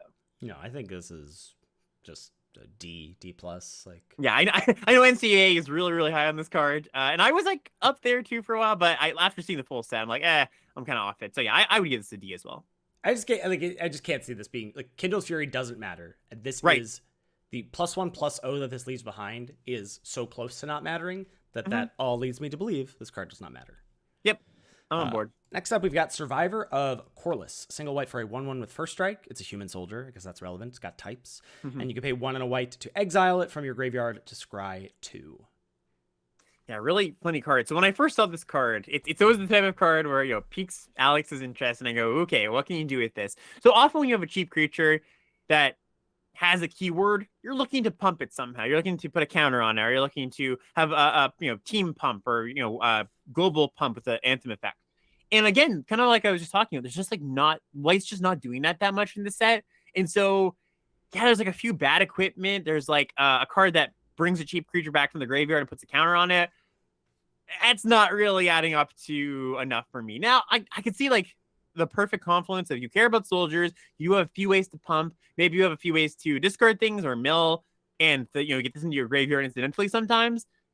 I don't think this is going to be a bread and butter one drop though. No, this is very, very hard for me to imagine being happy with this in a deck. Yeah. I think I'm going to go D and, I will, be willing to be wrong about this when in a few days we're like, oh crap, no, this actually is like a perfect blue piece for the white decks. But I'm gonna start D here. Yeah. All right, next up we got Ambush Paratrooper. So this is 1 and a white for a 1/2 human soldier. Again, types. It's got flash and flying. So 2 mana, 1/2 flash flying. It's also got a activated ability, 5 mana. Creatures you control get +1/+1 until end of turn. All right, Alex. Where you at, bud? The Ray, yeah, the great here. So I think in another set, it's going to be awesome. Just like you're going wide, you're like, oh great, like this is like a chip damage early. Maybe you put a counter on this thing here and there. I think in this set, just like none of those things really, not enough of those things exist. Like there's just not enough go wide stuff. White doesn't care enough about chip damage, I don't think. Like the flash on this card is like weird to me. I guess the idea is like you for 7 mana, you ambush your opponent. Well, yeah, exactly. Yeah, you ambush for 2/2. Yeah. Sure, yeah. And of course, looking at we just came off with for anybody who played Baldur's Gate. We had the unicorn that pumped for 4. We also had a few things that pumped for 5 in Dominaria. 5 is a lot, but again, Power Stones exist, so bump that down a little bit. Do you ever think, here's a question for just set context, do you think we're going to get to the point where you're double activating this with Power Stones? It's hard for me to imagine that happening in white. Mm-hmm. It's a real, like, I don't know, it's possible, but it's a real push-pull thing for me of, like, the Power Stones wanting to, like, build an engine or do something larger than support this go wide thing. So like you could, like, I don't think having 10 mana or 10 mana including Power Stones is crazy to think about in the set, but you gotta have better stuff to do than this with that 10 mana. Yeah, I don't think this is a great card. It kind of like just like the last card, the 1-drop with the first strike. I could see this, like we play this set and we realize, oh okay, like this actually does have a place and it fits in more nicely with the cards than we expect. I'm going to start low on it, though. I think I'm just going to give this one a D. Yeah, I'm on D as well. Cool. Next is Deadly Riposte. 1 and a white for an instant. It deals 3 damage to target tapped creature, and you gain 2 life. This is, white does get an aura-based removal spell. At common and uncommon, it gets this. These deal 3, deal 2 kind of effects are never anything to write home about. I do think probably slightly above replacement level, so I gave it a C-, but I don't think this is that. This isn't, we see these cards like every set or every other set. Yeah, I almost want to give this a sideboard grade because it's like super effective against any cheap creature deck, like just like 2 mana removal spell that gains you 2 life. That's really powerful against those decks. It's horrendous against a deck casting a Su-Chi, It's just like crap. Yeah. Well, I mean, that's a funny example too because it has vigilance, but like, you know what I mean? It's just like the giant creature deck, the decks that are going. But isn't a sideboard grade an F for you? Yeah, exactly, because I'm never gonna play a sideboard grade. Yeah, there you go. Look, I play competitive events, Ethan. I'm gonna have that in my repertoire at some point. Okay. But yeah, I think this card is not a card you want to main deck, even though I was saying, okay, so the often when we talk about these kind of like deal damage to a tap creature cards in white, the argument against them is, well, white wants to attack, it wants to, it doesn't want to, it cares about getting a untapped creature out of the way, right? It wants to get past the defenses. I think even in this set where white might be a little bit slower, the effect's just not that powerful. So I'm gonna give it like a sideboard grade, honestly, main deck D or something.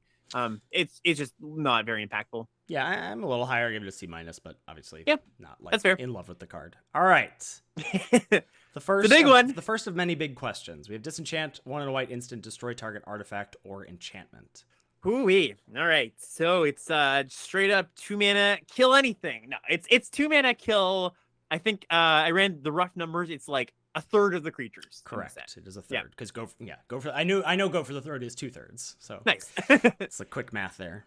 And of course, there's non-creature artifacts that you want to kill. There's that matrix that draws cards that we were talking about. Sure. There's, we just touched on a bunch of them. Aura-based removal spells in white and blue. Yep.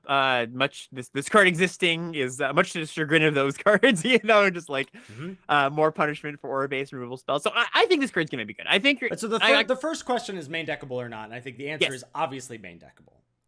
The second question is diminishing returns, and I think obviously there are, but who knows? Mm-hmm. And the next question is how high of a pick, how high of a grade, how high in white's commons does this exist? And that is a big question mark for me. think it might be the best one or the second best one. I think I think actually a pretty good comparison is just Destroy Evil. Honestly, like it didn't Destroy Evil didn't kill everything, but it killed a lot of things, a lot of things you cared about. And I know I just rough numbers here. I imagine it probably killed a third of the creatures in that set, right? Yeah. So I think it's a pretty similar comparison. Also destroys And a lot of the things that mattered, right? Yes, Like, exactly. whatever your Tellurian terrors and the the Yep. legends. Yeah. Exactly. So, I mean, the part of the range that this card misses that Destroy Evil hit was, you kind of got people with when they cast a combat trick or something, small knock against it. But I do think this is going to be a card you're going to be happy with 2 or 3 copies of. 2 or 3. Wow. Yeah. All Yeah. right, so first copy, C+, B-, where are you at? I was going to give it B. I think it's just going to be B. B. Wow. Yeah. I'm not prepared. Okay. I'm not ready. We'll see. Not ready. I'm skeptical Sally over here. We'll see. All right. Next up, we got Vanguard is next. What's this? We got a 2 mana 2/2, 1 and a white. Human soldier types. It's got vigilance, and it says whenever an artifact enters the battlefield under your control, Phalanx Vanguard gets +1/+0 until end of turn. I like this card. Yeah, this is it's sort of eager first year, right? Yeah, from Strixhaven. Strix. And That's that card was exactly what I thought. Yeah. big overperformer. And this has vigilance, which is yeah, vigilance matters. Vigilance definitely matters. So yeah, it's kind of funny in the context of, well, maybe there's not like a great white aggro deck. This card doesn't look amazing, but it's still like a fine still or 2-drop. Even I think this card is just like rock solid. I give it a C. I could see it creeping to C+. Yes, my exact thoughts as well. Sweet. All right, next up we have Power Stone Engineer. This is 1 and a white for a 2/1 human artificer. When it dies, create a tapped Power Stone token. I love this card. Yeah, for me, this one's a little bit difficult to evaluate, I think, but I'll let you have your words on it first. I just think like I'm gonna guess what you're saying is like if this were a different color, this would be better, honestly. Yeah. But because it's a little awkward in white, white doesn't seem to want to do a lot of the like big artifact things. If this were green or blue, you would like it a lot more. But I definitely think like this in the context of some sort of Mario soup deck or certainly just in a white-black deck, whatever, like I could definitely see this not being as effective in some decks, but even like a white-green beatdown deck that cares about the artifact entering the battlefield, I just think this is going to do a lot for 2 mana. Yeah, my slight hesitation, well, it's kind of funny because it cuts both ways. One, it's like 2-1 for 2 that trades with a lot of like tokens. Do they want to trade with this? That's the thing, right? Because that's what I said, it cuts both ways. Because like your opponent's gonna be like, I don't really want to block that this thing. Could right? just be a 2/1 unblockable for 4 turns. Yeah, this reminds me of, I'm sure there's been a card in sets with treasure that's like a 2 mana 2/1 that dies and then it makes a treasure. And your opponent's there's a black Dire Fleet Hoarder. Yeah, Dire Fleet. Sure. That's from Ixalan. Mm-hmm. And your opponent was like, not that incentivized to trade that card. It wasn't the worst, but I think this is better because Power Stones are way more powerful than Treasure. Yeah, mana sticks around. Yeah. So it's tough. I think if you've got ways to sacrifice this on demand, like in black white, I think this card's awesome. Right? I think this card is not just going to be a generically good card, but correct. I think if you've got like graveyard stuff going on where like maybe you can buy this back and it's like a value creature, it's good. I don't think this is just going to go in just like your generic white deck. Here's my 2-drop, although it would not be the worst there. So yeah, maybe I'm talking myself up a little bit. What did you want to give it? It sounds like you want to like C+. I'm on C+. Yeah, I'm going to go there too. Yeah, I think this just is good enough. Cool.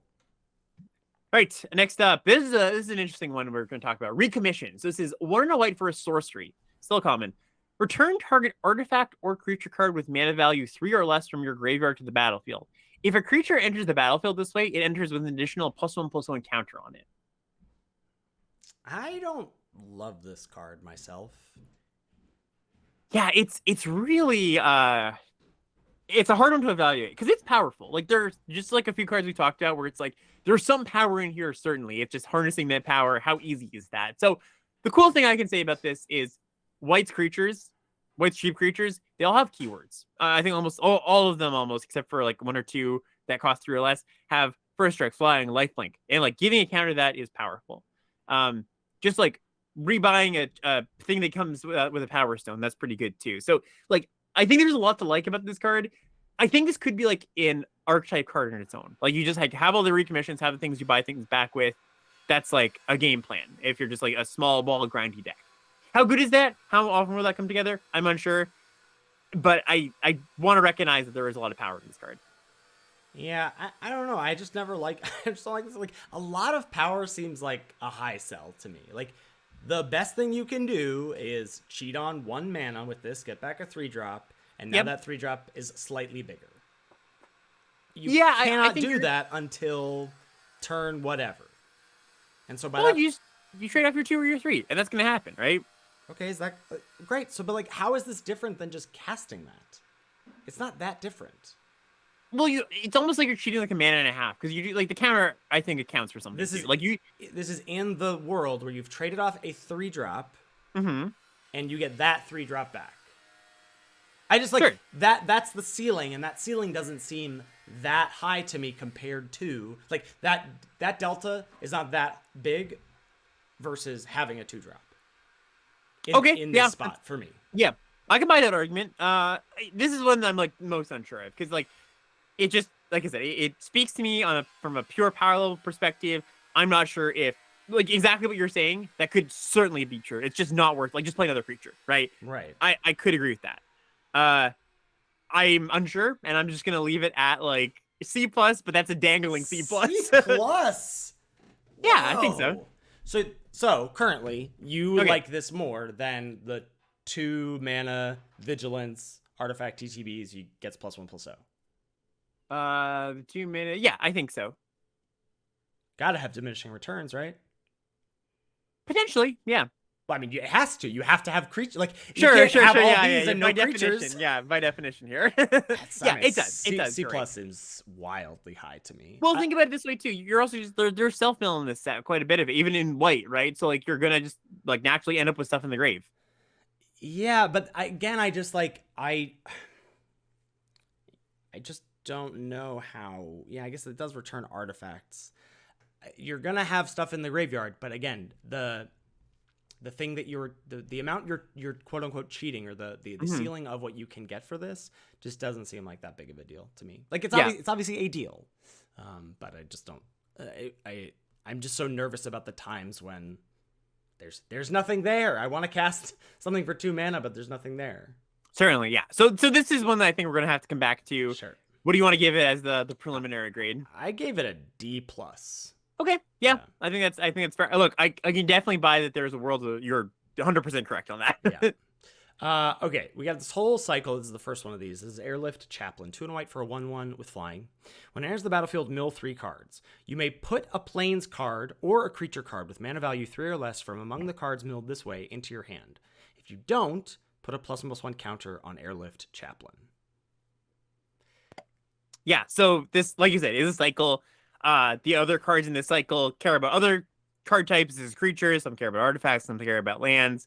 I think the way you want to evaluate these cards is how bad is the fail case? Like how bad is just you miss on your creature and it's a 3-mana 2/2 flyer?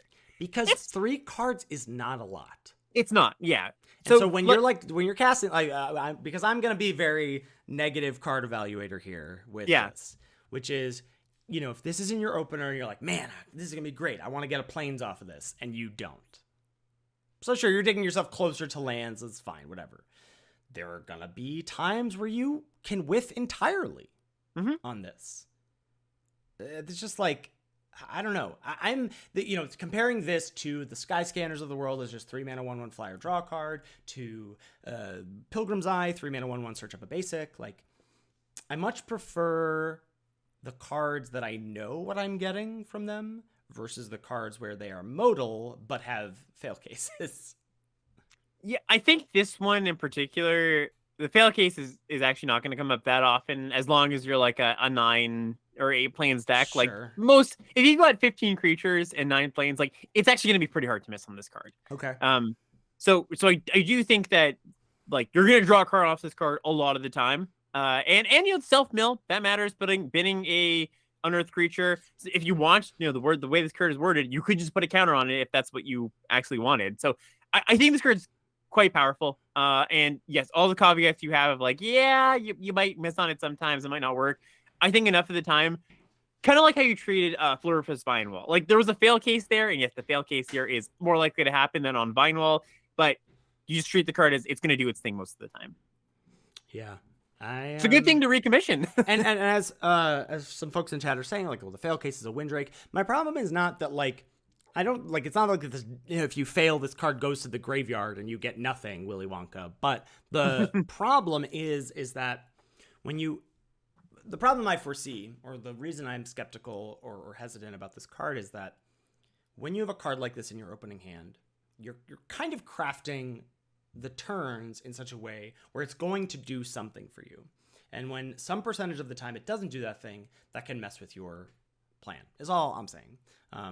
So I'm not thrilled with this version. Like, Ben was really high on this whole cycle, and I was less so. But I could be too negative Nancy here. Yeah, worth noting, I just want to clarify here. I did say you have 16, 18 creature deck or whatever. It only counts the mana value 3 or less creatures, which you read, but I just wanted to, highlight because we've been talking about this card for a while. So I think you're like more like 50-50. Like 50% of your deck is going to have hits for this card. But yeah, we'll see. I like this card. I'm going to start this as like probably I would imagine higher than you. I'm going to give this one a B-. Yeah, I'm just on C right now for this. Okay, cool. All right, next up, we've got Prison Sentence. This is 2 and a white for an aura. Enchant creature. When Prison Sentence enters the battlefield, you scry 2, and an enchanted creature can't attack or block, and its activated abilities can't be activated.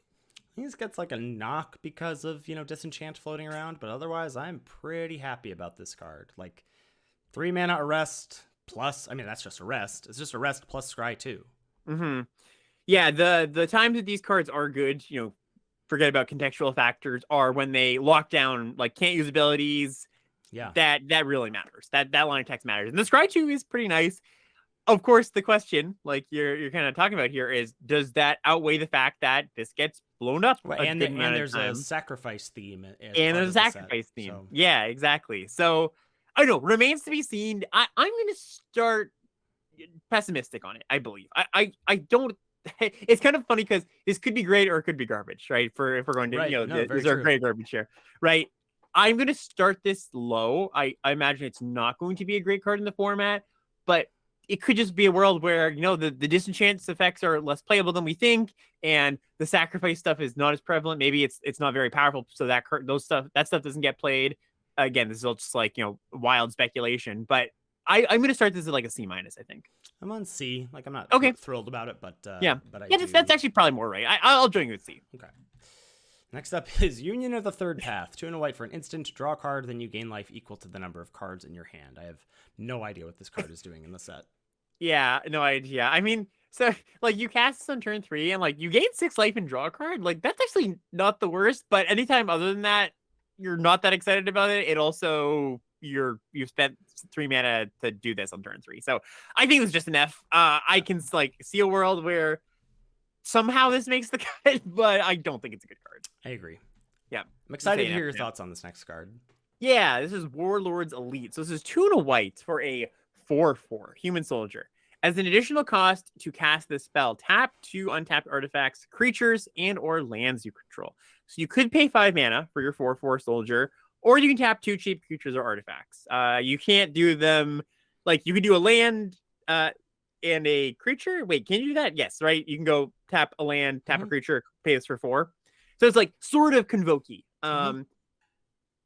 I don't think I like it very much. Yeah. So I didn't like her giving Phalanx that much. The one from Dominaria that got cheaper for creatures you control and had vigilance.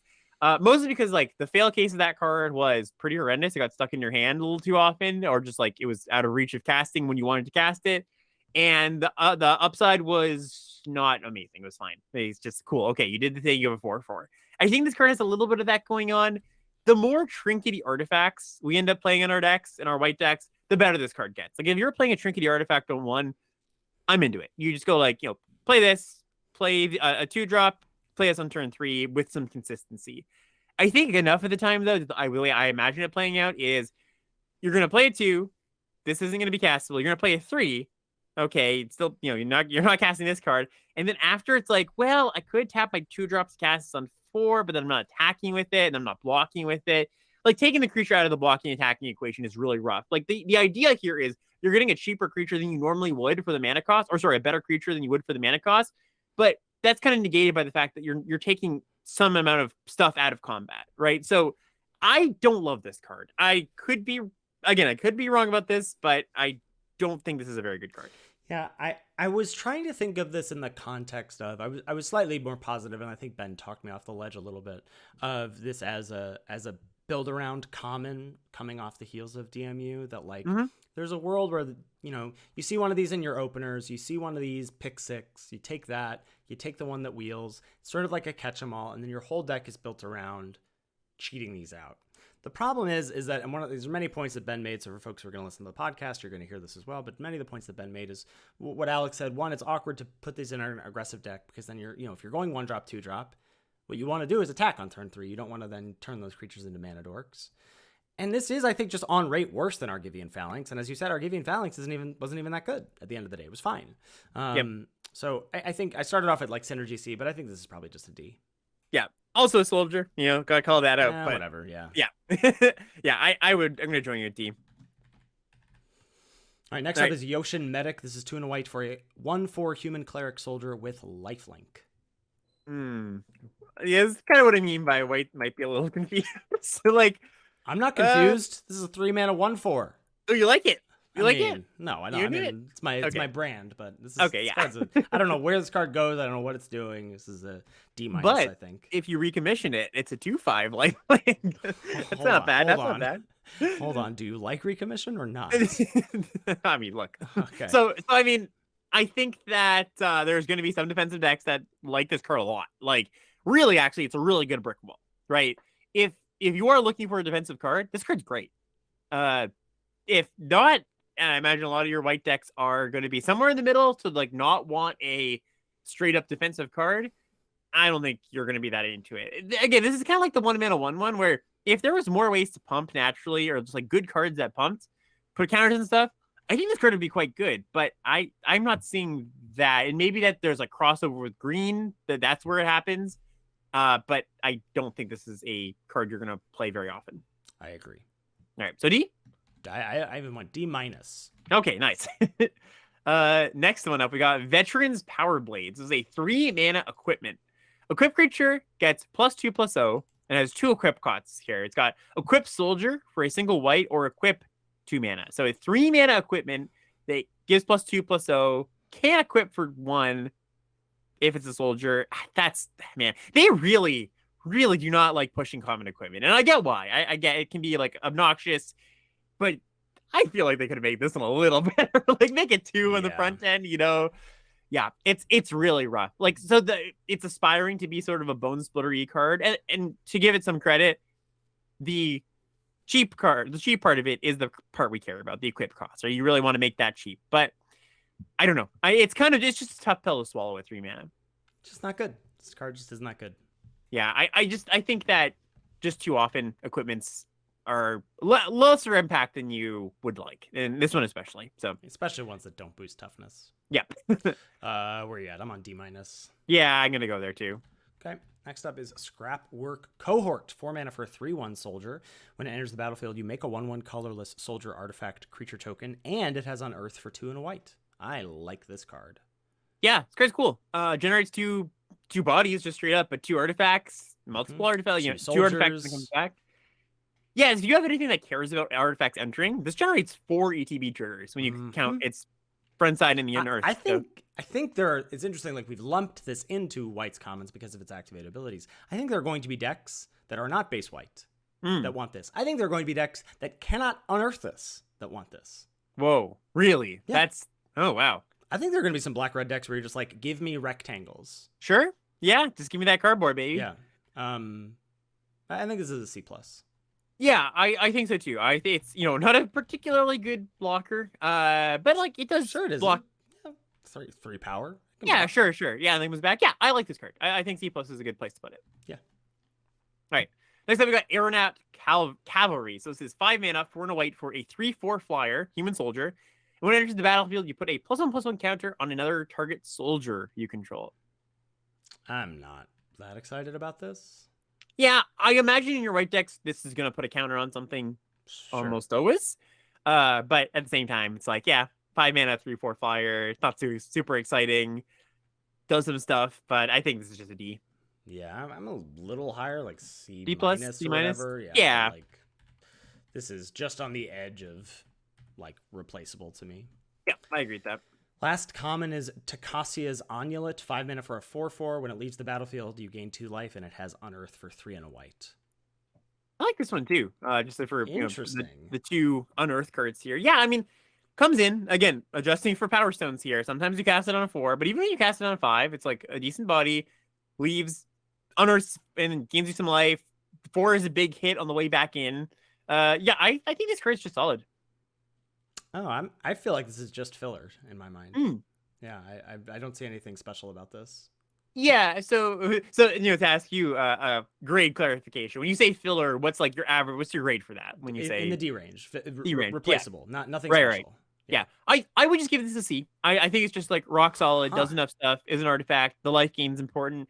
Unearth is important. Like I think just like anything with Unearth just gets a bump up. I just think there's enough stuff going on with sacrifice energies and just a bit of late game value, just stuff to do with your mana when you flood out. Yeah, and I think this one just gaining you 4 life over the course of when it trades off and comes back and attacks is pretty good. Okay. All right. I'll keep my eye on it. Cool. First uncommon we have is part of this cycle of, reverse domain. Lay down arms, single white for a sorcery.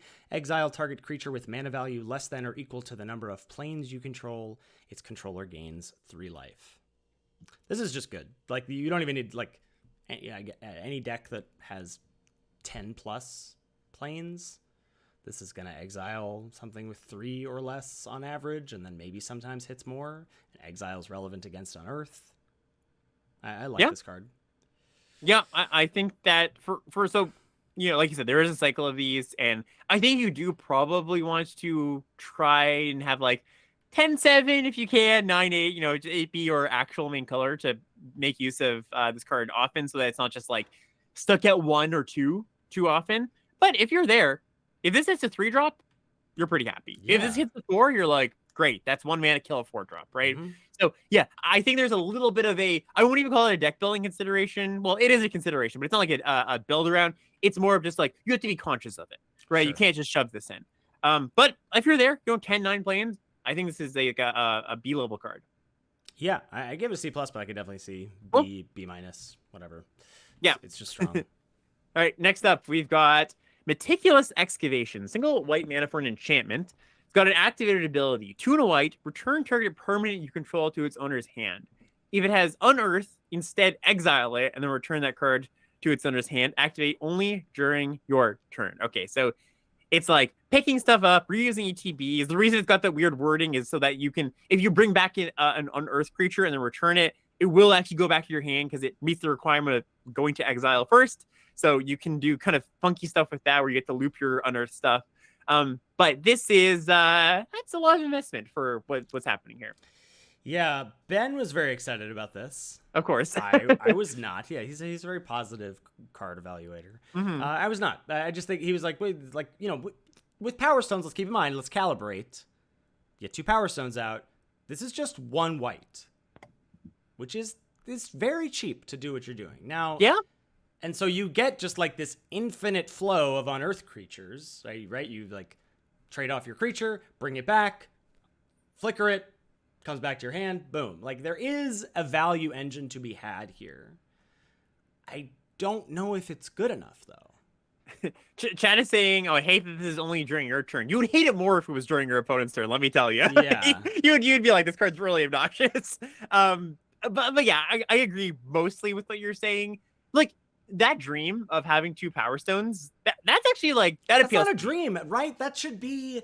That's the base. That's what I'm anticipating. That's your baseline? No, yeah. Baseline. I'm not like saying that I'm going to have 2 Power Stones every time I start the game, but I'm trying to think about colorless costs going down 1 to 2. Yeah. So what are your? I mean, I gave it a D minus. Like, I don't like this card, right? But I think I wouldn't be surprised if this is worth a build around. Ben gave it a build around C, and I wouldn't be surprised if it was somewhere in that range too. Yeah, it's like a lot of these build arounds we've seen where there is some power in it. Certainly can imagine situations where it's pretty good. And I guess it really just depends on like what you are picking up with it, right? If you're making a 1, like we just looked at the 4 mana 3/1 make a 1/1. you're doing that, it's like you're netting a 1/1 each time. That's You're just a netting a lot of 1/1, but you're trading off that 3/1 in theory, right? You're not just Sure. chumping with it. Yeah.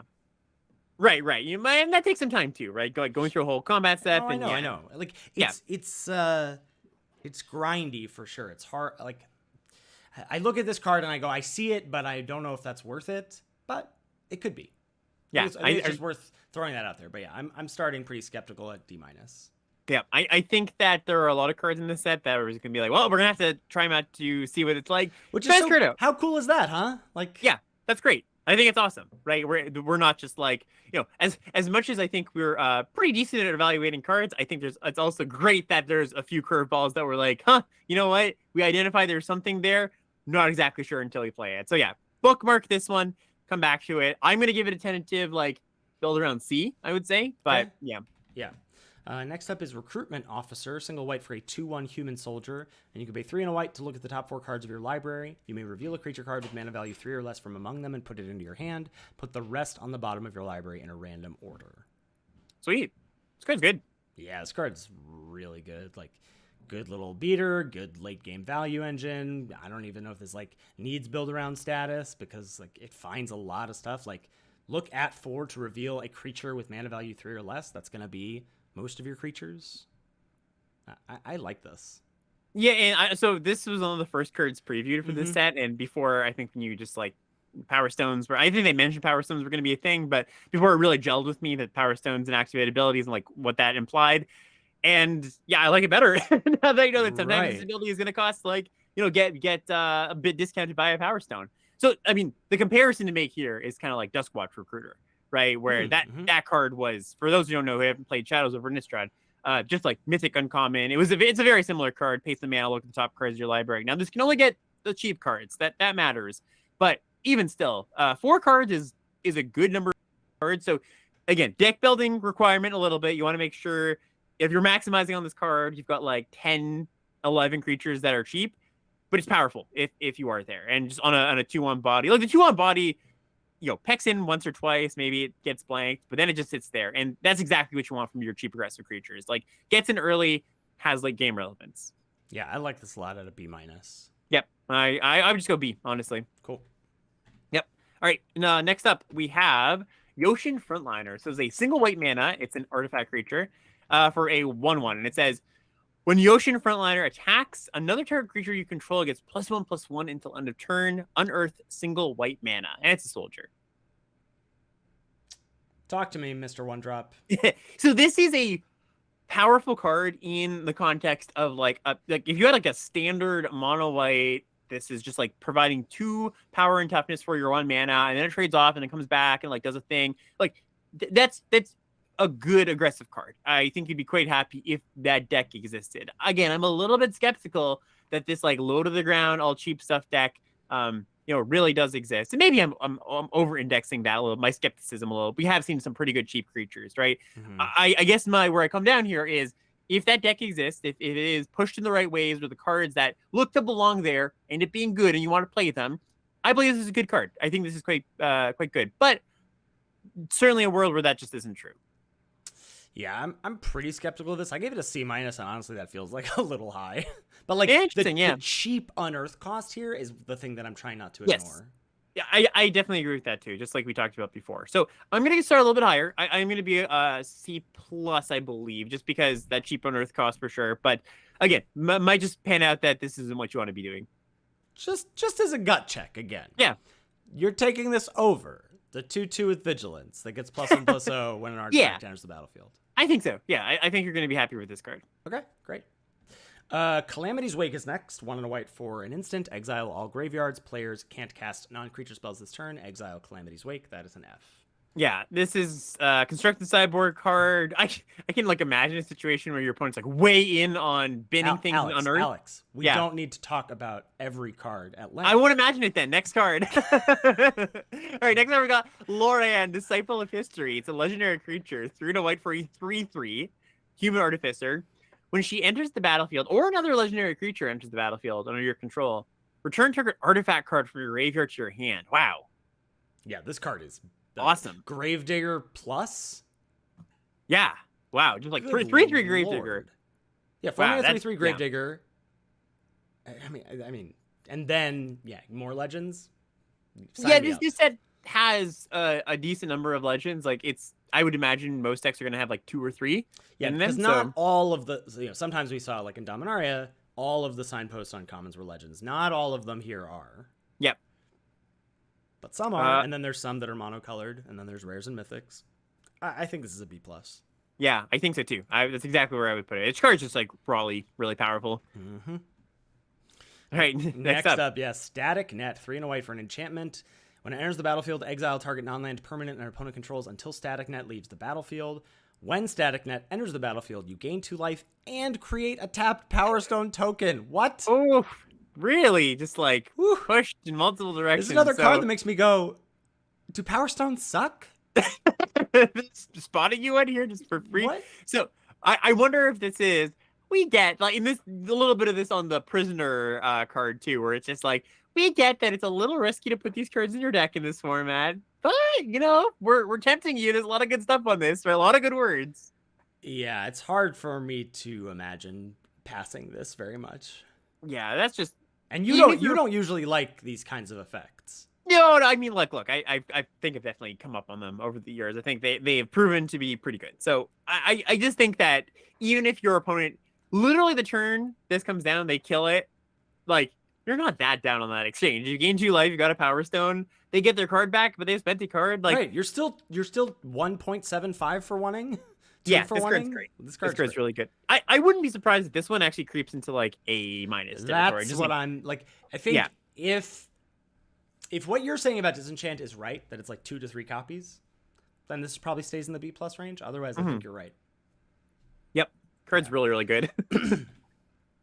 All right, next up we've got Thopter Architect. So this is 3 and a white for a 2/3 human artificer. Whenever an artifact enters the battlefield under your control, target creature gains flying until end of turn. I just think this, like, sure, I can imagine worlds where this, pushes a ton of damage for your deck, but the fail case here of 4 mana 2/3 is just it's too low. It's just too understated.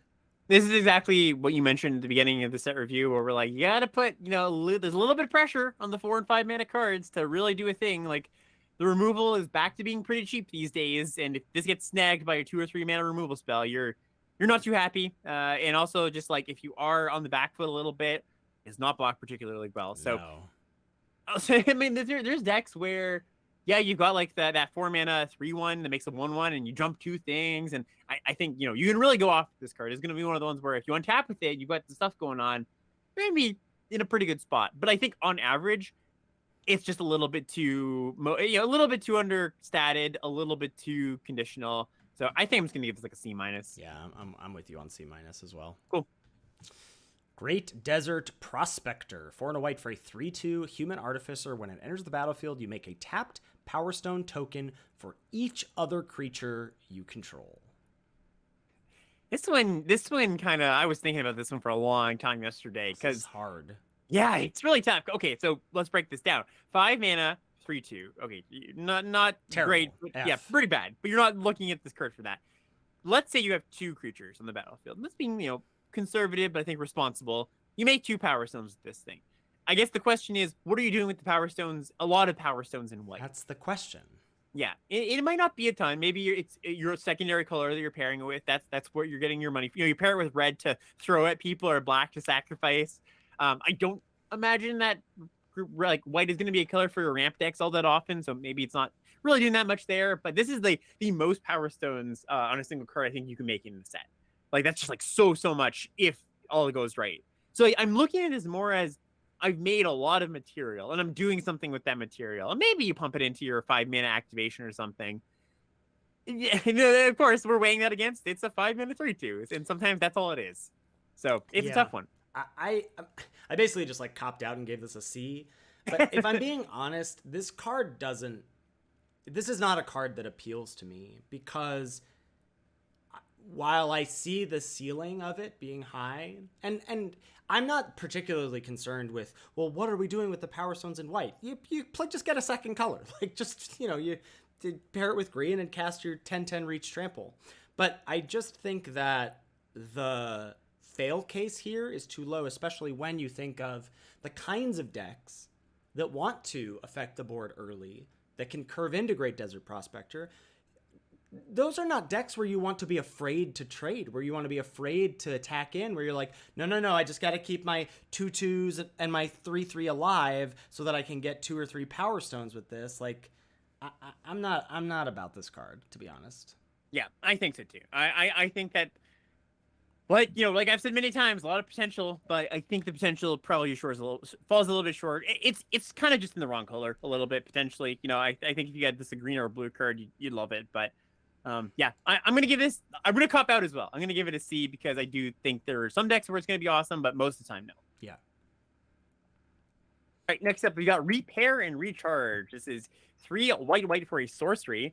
Return target artifact, enchantment, or planeswalker card from your graveyard to the battlefield, and then you make a Power Stone. There's some very interesting, like... So there's this as 5 mana Reanimate, and black also has a 5 mana Reanimate that does sort of double duty of it costs 2 mana if it's hitting a thing that's 3 or less, or just 5 mana to straight up reanimate something. In conjunction with some loot effects that exist either in... blue's got the draw to discard a card, make a Power Stone that we'll get to. Blue-black's whole theme is drawing 2, and sometimes that's looting. Red has a rummage or sort of like Thrill of Possibility variant that's an enchantment. I'm kind of interested in like reanimating a 10/10 Reach Trampler. I'm gonna be honest. To be had. Yeah. So I usually don't love 5 mana reanimates, and yes, this doesn't hit creatures, but just to be sure, all of the big creatures you want to reanimate are artifacts anyway. And then this giving you a Power Stone as well is I think not to be ignored either. I'm tentatively pretty excited about this. So imagine this, and this, but there's other reanimate cards too. You cast a prototype card, trade that off, you get it back. Yes, how about that? Exactly that. Yes, right. No, that's awesome. Yeah. So I think this is a synergy card, but a good one. If you have ways to discard things, you gotta have kind of the whole package. Yes. Ways to discard things. You're a bit grindy, or you have prototype cards. If you've got that going on, and the big things like prototype cards counts for that, but there's a few non-prototype giant things. If you've got all that going on, this is a good card. I think you're getting to the C plus B minus range, but it's not just like, ooh, take this, pick one, pack one, and this is gonna go in my white deck every time, right? So right. Well, I am definitely taking this pack one, pick one, but sure. But for all the things you're saying, like, this gives you a direction. We have to go in that direction to maximize this card. Yep, totally. I gave this a B minus. Yeah, I'm gonna give this build around B minus. Nice. All right, next up we got Mass Production. So this is 5 in a white, so 6 mana for a sorcery. Create 4 1/1 colorless soldier artifact creature tokens. Do you see it here? Like truly, not the there's a world where, but do you see it? Because I don't. Yeah, don't give me those hypotheticals, Alex. Just give it to me straight. Give it to me straight. I'm not in love with this card. Yeah. I think just like, if your deck cares about a lot of artifacts entering or sacrifice fodder, it's still not that good because it's 6 mana. Like, it's a lot of mana for this effect. And can't discount it. This is a non-artifact spell. You're not getting any freebies here. Yeah. So yeah, I don't think this card is particularly good. Like, it strikes me as a design like, okay, they costed it at 6 for a reason, and they made it an uncommon. Like, yeah, I hadn't even considered it until chat was talking about Imperial Oath here. Like, when I think about it in the context of Imperial Oath, I'm like, what the heck is this card? Yeah, somebody in my chat the other day went, "Oh, do you like the new Imperial Oath?" I'm like, "What's the new Imperial Oath?" And I had seen this card, it just didn't register. That's what they meant to me, So yeah, I'm. It's not a terrible card. Like, it does stabilize you. It does give you a bunch of material.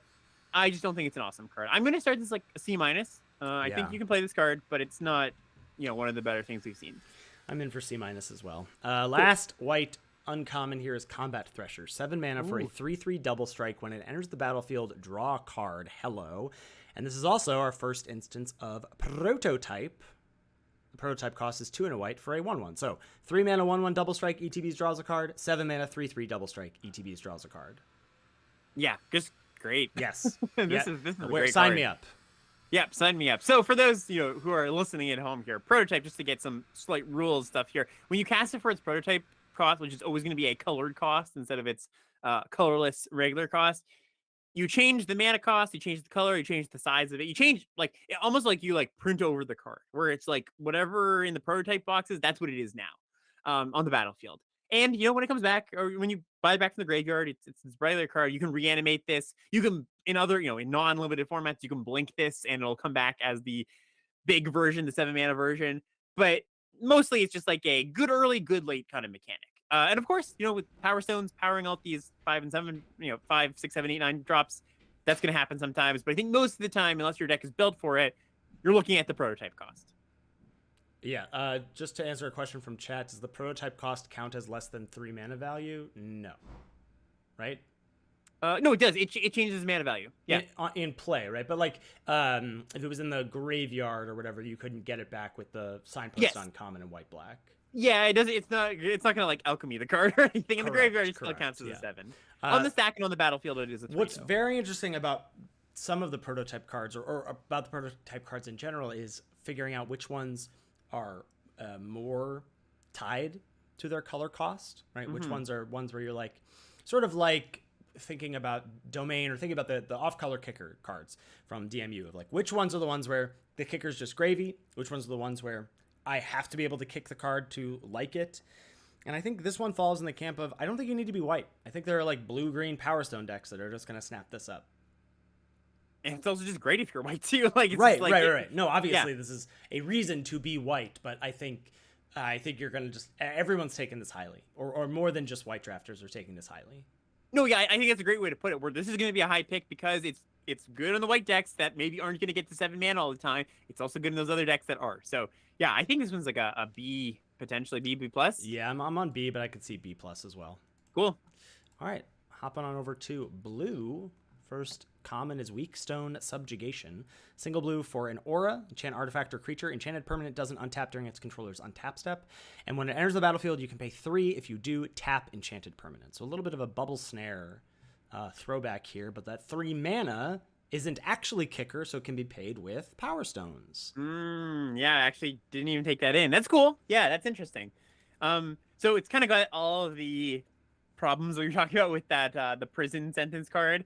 It's an aura-based removal spell in a set where disenchant is potentially main deckable, most likely main deckable, and it's a good version of this effect. Like sometimes it really is. We kind of hate on these effects, but the fact that it's split between 1 mana, you can double spell with it on 4 or 5 or whatever, and play something else, or just lock something down for good with that was not tapped already for 4.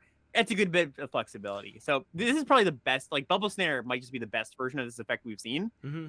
So I'll give it points for that. I think I'm still probably going to lean on, kind of pessimistic on it, just like the white one, and give it a C. But we'll see. Yeah, I'm a little higher on C+, but I think we're in about the same range. Cool. And one of the things too is just like it is a way to deal with these giant monsters too, just like lock down an 8/8 or something. Yeah. All right. Next up, we got Combat Courier. So it's a 1 mana 1/1 construct. 2, sacrifice the courier, draw a card. It's got Unearth for a single blue. This seems like trinkety to me. Like I think this will probably like do some small things, none of them particularly well. I think so, probably slightly above replacement for me as a C-. Yeah, I was just gonna give it like a solid C, just as kind of gluey. It sort of plays well with the self-mill, plays well with discard, plays well with just like anything that the draw 2 archetype. It's got enough little spots where I think it's pretty good. You can kind of just think of it like a think twice in a way, where it's just like, all right, like cast it early, sack it maybe. Think twice plus like gain a few life when you block. Right, because you can block sack. Right, yeah. So I think it's just like fine glue piece. Maybe you're more accurate there than me with the C-. I think just like not every deck's gonna want it, but you want trinkety stuff. You have self-mill, you have discard. I think this is like a really nice piece for those decks. So I'm gonna say C, but we'll see. Sounds good. We'll see. Air Marshal is 1 and a blue for a 2/1 human soldier, and you can pay 3 to have target soldier gain flying until end of turn. Yeah, I think this is again just fine filler D+. Yeah, it's just the body's not exciting, and 3 mana to get something flying is also a little bit clunky. Can use Power Stones for this mana. Just keep hammering that into folks' Gotta hammer brains that home, until you get it. But exactly. yeah. Next up, we've got Curate. 1 and a blue for an instant.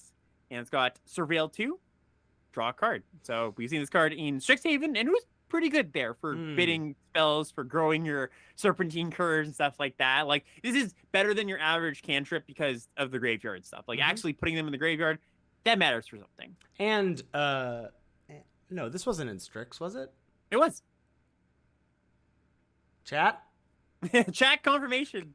Anyway, yeah, I think, and let's remind ourselves that blue has a draw 2 sort of theme here in blue-black. So this is, Alex was talking about, there aren't cheap cantrips, right? There's not like the 1 mana, not an opt or consider or whatever, but we do have this. So I think this will, again, feels like slightly above replacement, does do some work in the blue-red deck as well in terms of triggering your couple of uncommons that care about this.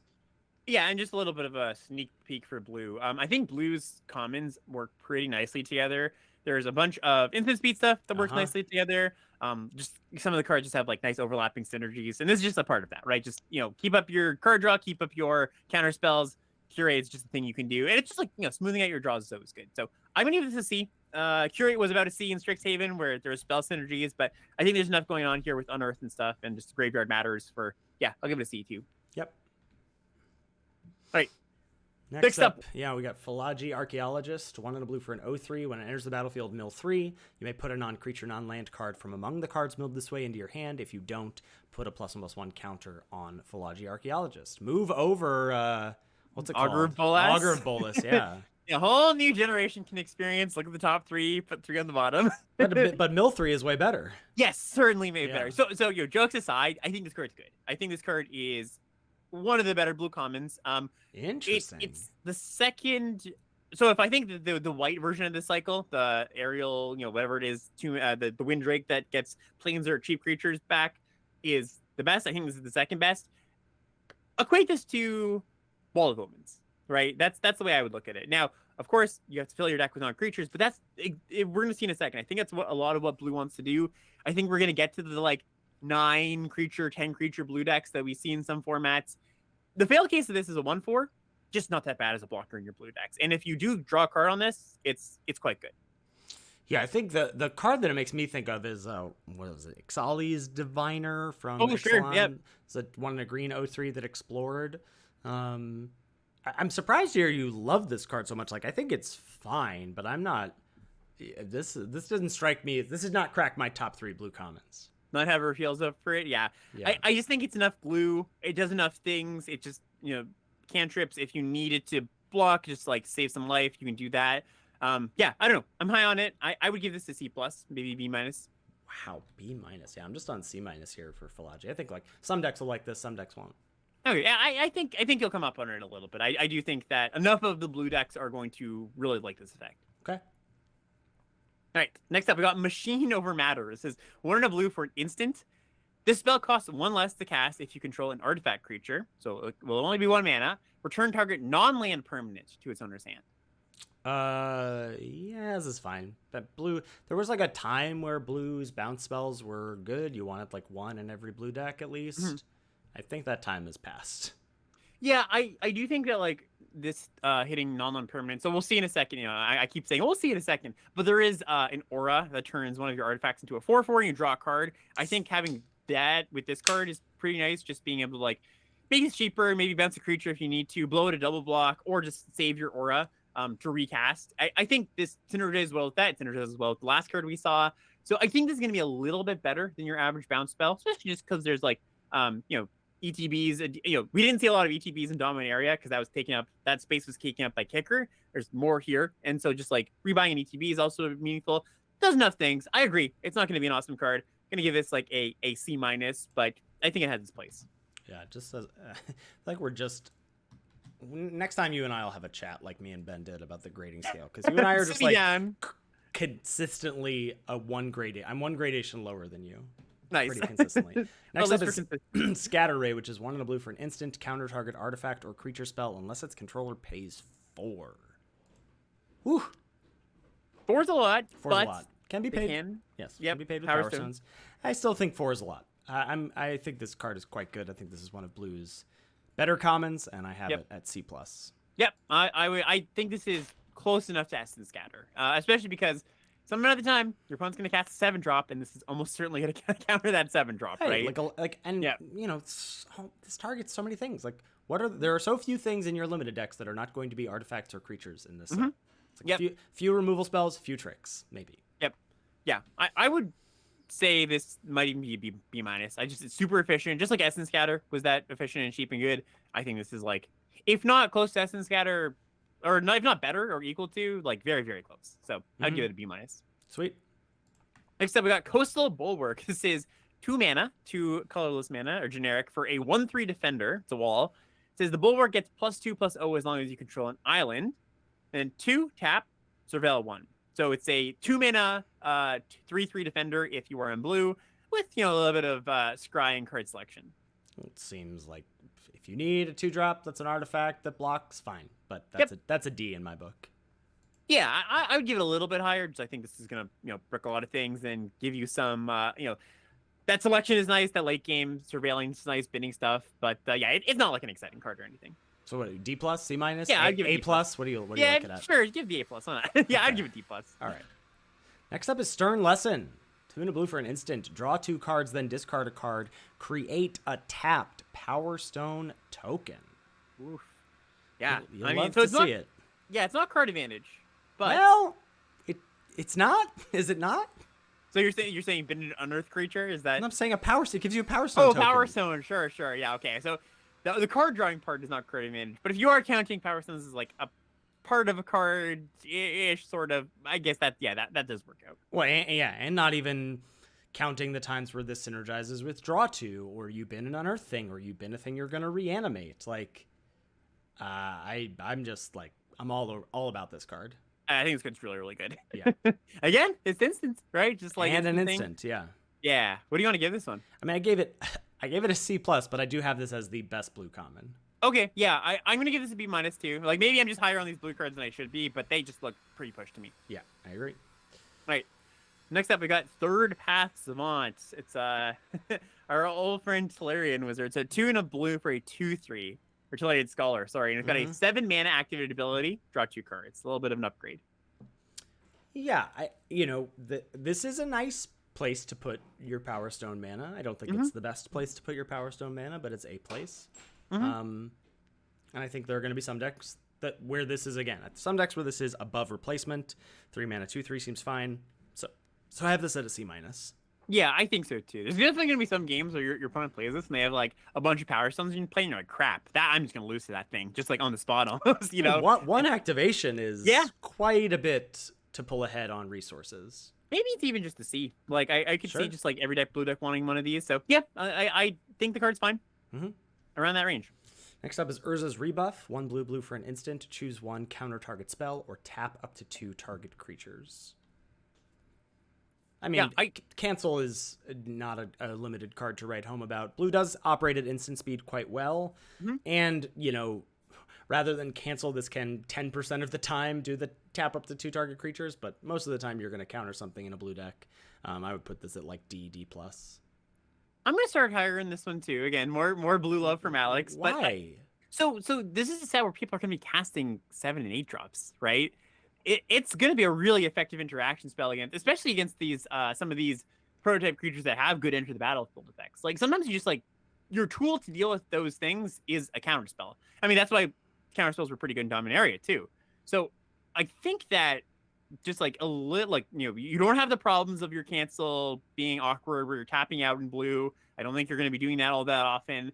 You're going to have really good targets. Your opponents are going to be casting 5, 6, 7 drops, or just like, doesn't have to be 5, 6, 7 drops. It could just be like an impactful spell later in the game where, I don't know, not just prototype creatures, but there are some like expensive stuff your opponent can be doing, and counter spells just like skyrocket in that world. Okay. So what are you giving this? I'm going to give this a C. I think it's just like one of the better cancels, just like cancel formats, and my anticipation is that it's going to be very a cancel friendly format. But I definitely can see like just like the blue cards in the 3-drop slot being better. But I like it. Next up is Wing Commando, 2 and a blue for a 2/2 human soldier with flying and prowess.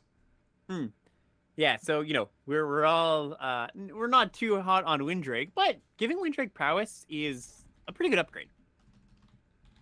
Yeah, we've seen this before, right? Yeah, we've seen it in a few sets, and it's always been fun. Guide or whatever. Yeah, I think it's been like a super solid card. Now, solid is this C. blue? Sorry, go ahead. Solid C. Like this is. Yeah, I think so too. Or this is more of a white blue card than like a blue card. I think a little bit where maybe you're caring about the soldier and caring about the evasion, or maybe like a blue black card where that matters a bit too. But yeah, I would give just a C.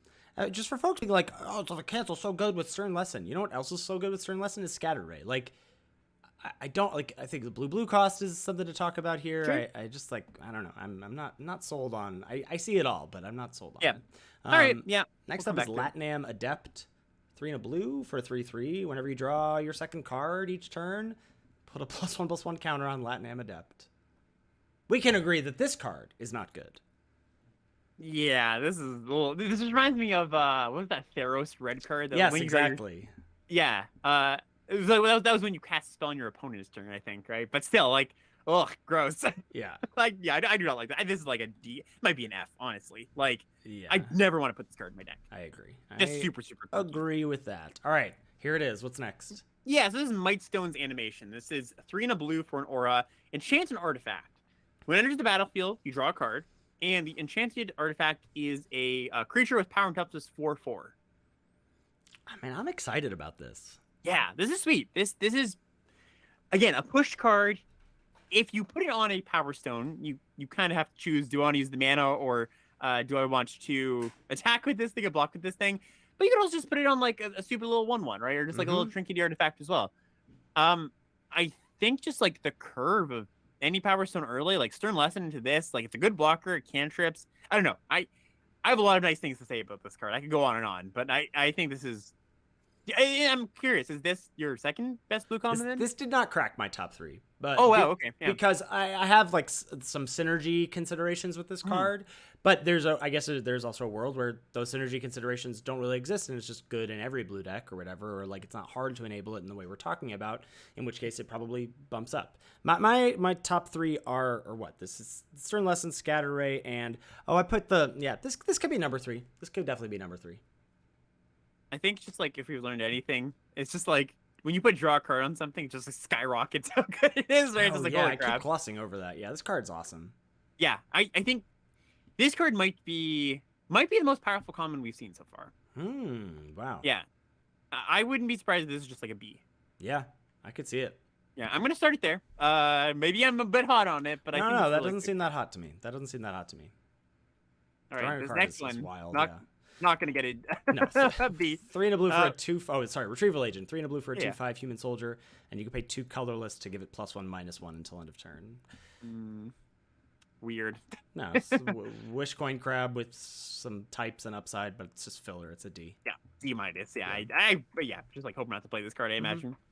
Next up, Desynchronize. This is 4 and a blue, 5 mana for an instant. Target non-land permanent's owner puts it on the top or bottom of their library. Use Scry 2. I don't love that this is 5 mana.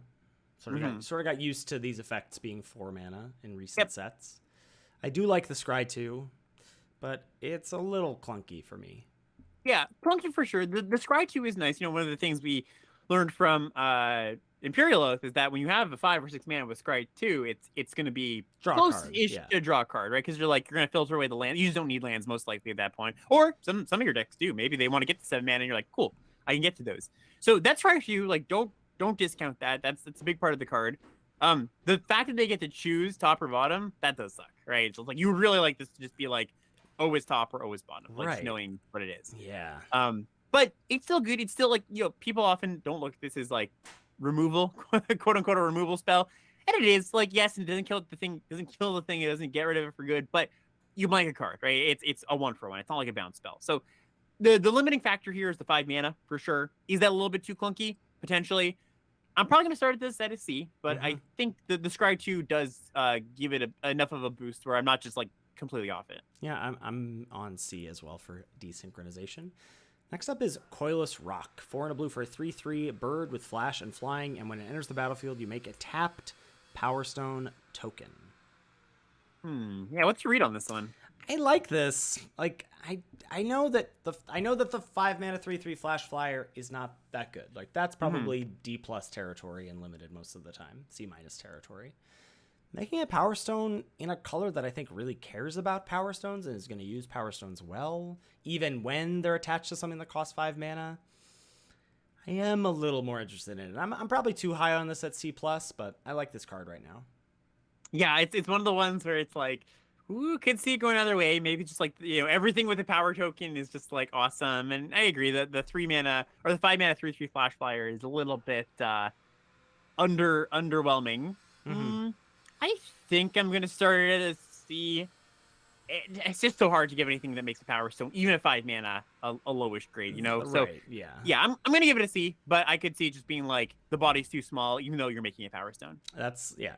And slash, it might just be like, one of the things we're talking about of like, it's hard to imagine something that makes a Power Stone not being, X as good as X, but that there really is, we'll see there's a red uncommon that makes one on turn 2, where we saw the white one that when it dies, that's a 2-drop that dies and makes one. But like the earlier you get these Power Stone tokens, the better they will be. And so the later you get them, the worse they will be in theory. Yep. But just how much, we don't know yet.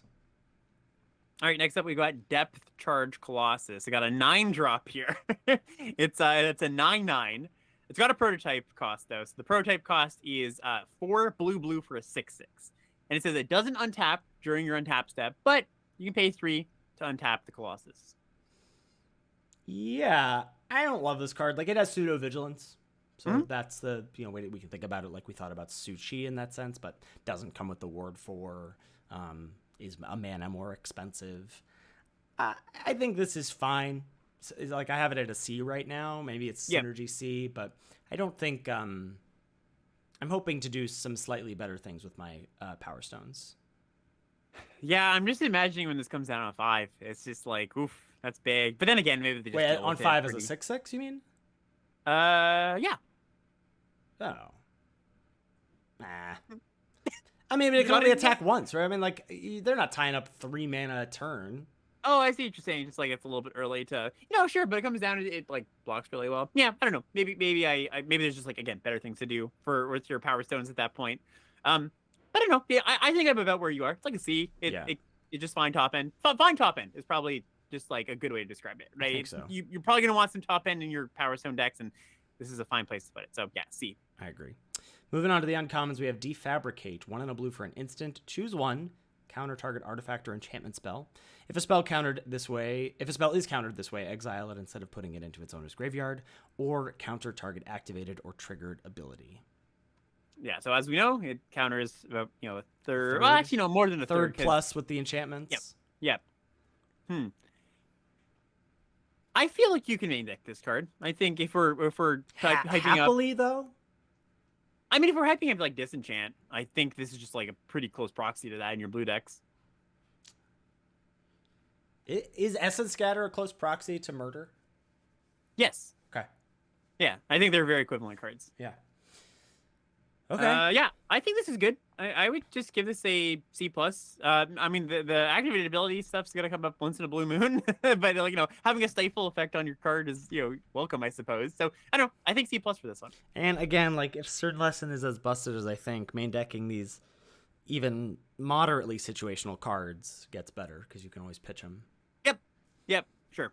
Okay. So C+, you good with that? C+ I'm not good with, but okay. I'll come up out of my initial grade, which was a D. Oh yeah, I think it's better than that. Yeah, that's fair. All right. Next up, we've got Softer Mechanic. So this is 1 and a blue for a 2/1 Human Artificer. When you draw your second card each turn, you put a counter on the Softer Mechanic, and when it dies, you make a 1/1 token Thopter flying creature.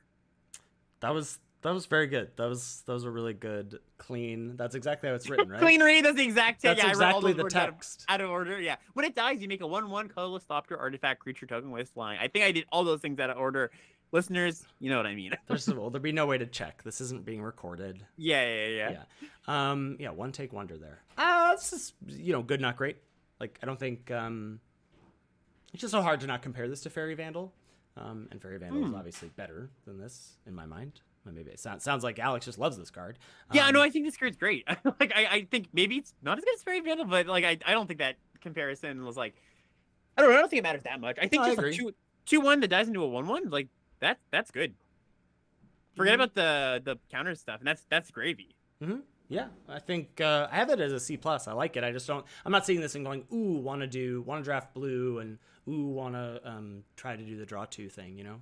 Oh yeah, okay. So like bringing the grading scale in, I do think this is a pull in the blue. I think this is actively awesome too. Yeah, but you think a 1 mana white trick is a pull into white, so I don't know. Like who knows what to. Yeah, different strokes, I suppose. Yeah. I don't know. I would give this a B. I think just like it can scale. It also does like just trading off and making a 1/1 is great. You can sacrifice it, sure, and blue black or something. Yeah, I mean, if this is like a quote unquote blue black card with draw your second card per turn, you're gonna have some sack outlets too. So yeah, I think this is a premium 2-drop. Okay, great. All right, what's next? Zephyr Sentinel, 1 and a blue for a 2/1 human soldier with flash and flying, and when it enters the battlefield, return up to 1 other target creature you control to its owner's hand. If it was a soldier, put a +1/+1 counter on Zephyr Sentinel. That's a lot of stuff. A lot of stuff. So certainly saves. So whatever. 2 mana, 2/1 flash flyer. Good. Save something from removal. Great. Pick up an unearthed creature. Great. Doesn't work. Right? Doesn't work. Exile. I'm pretty sure. You can't get around that. Oh, right. That's why that enchantment does it. Yeah, you're right. Okay, so not on Earth. Pick up an ETB thing. Great. I mean, again, I think this is just C plus, B minus. Yeah, I think so too. I'd give it a C plus. I think that like most of the time you're just gonna run this out, but you draw it late, pick up an ETB creature, save it for as a protection spell. Just very solid. Mm-hmm. Next up, we got Forging the Anchor. So this is 2 and a blue for a sorcery. Look at the top 5 cards of your library. You may reveal any number of artifact cards from among them, and put the revealed cards into your hand. Put the rest on the bottom of your library in any order. I think this card is bad. Yes. So just the straight numbers on this card. If you had, like, I think 17 artifacts, which is just like close to impossible in this set, I'm pretty sure. I think, and people, the math people out there are gonna lambast me when they actually run the numbers. But last I remember, I ran it. It's like you're 70% to hit 2 cards or something. And that's just like not very good. That's like a pretty bad hit rate. You could get lucky, hit 3 in your like 10 artifact deck, but yeah, it's not for limited, I would say. No, I agree. I mean, D minus here, I think. Yeah, I can, like, if you've got the super heavy artifact deck, it's maybe a playable, but yeah, this is not going to be something that you are going to play often. Splitting the Power Stone is 2 and a blue for a sorcery. As an additional cost to cast the spell, sacrifice an artifact. Create 2 tapped Power Stone tokens. If the sacrificed artifact was legendary, draw a card. So, funny card. You really have to care about the Power Stones. Like, you have to have a plan. This is like the Power Stone card, you got a plan in mind for them, right? You're not just playing them as like, oh, it's a little bit of value here and there. And you also have to have, your prisms and your 1 mana cantripping, or just, the artifact that sacks to draw a card, the 1 mana blue creature, like all these like things that give you some value when you sacrifice them or have entered already and given some value, and care about the Power Stones. Because if you're not both of those things, the card is too weak on its own. If you are those things, it's double ramp spell. Yeah, I hear all those things. I think this seems like too much. Like the best case scenario I can imagine really is whatever you play the 1 mana Thoughtseize artifact, or you play the 2 mana a Prophetic Prism variant, and then you play this. But that is a lot of doing nothing, and I love doing nothing. But that's a lot of doing nothing. Screams a bit narrow to you. I think so. I think this is a D. Yeah, this is another one for me that's like super high synergy, high ceiling, but I think just on average going to be a rough sell for most decks. So yeah, I will join you at D. Yeah.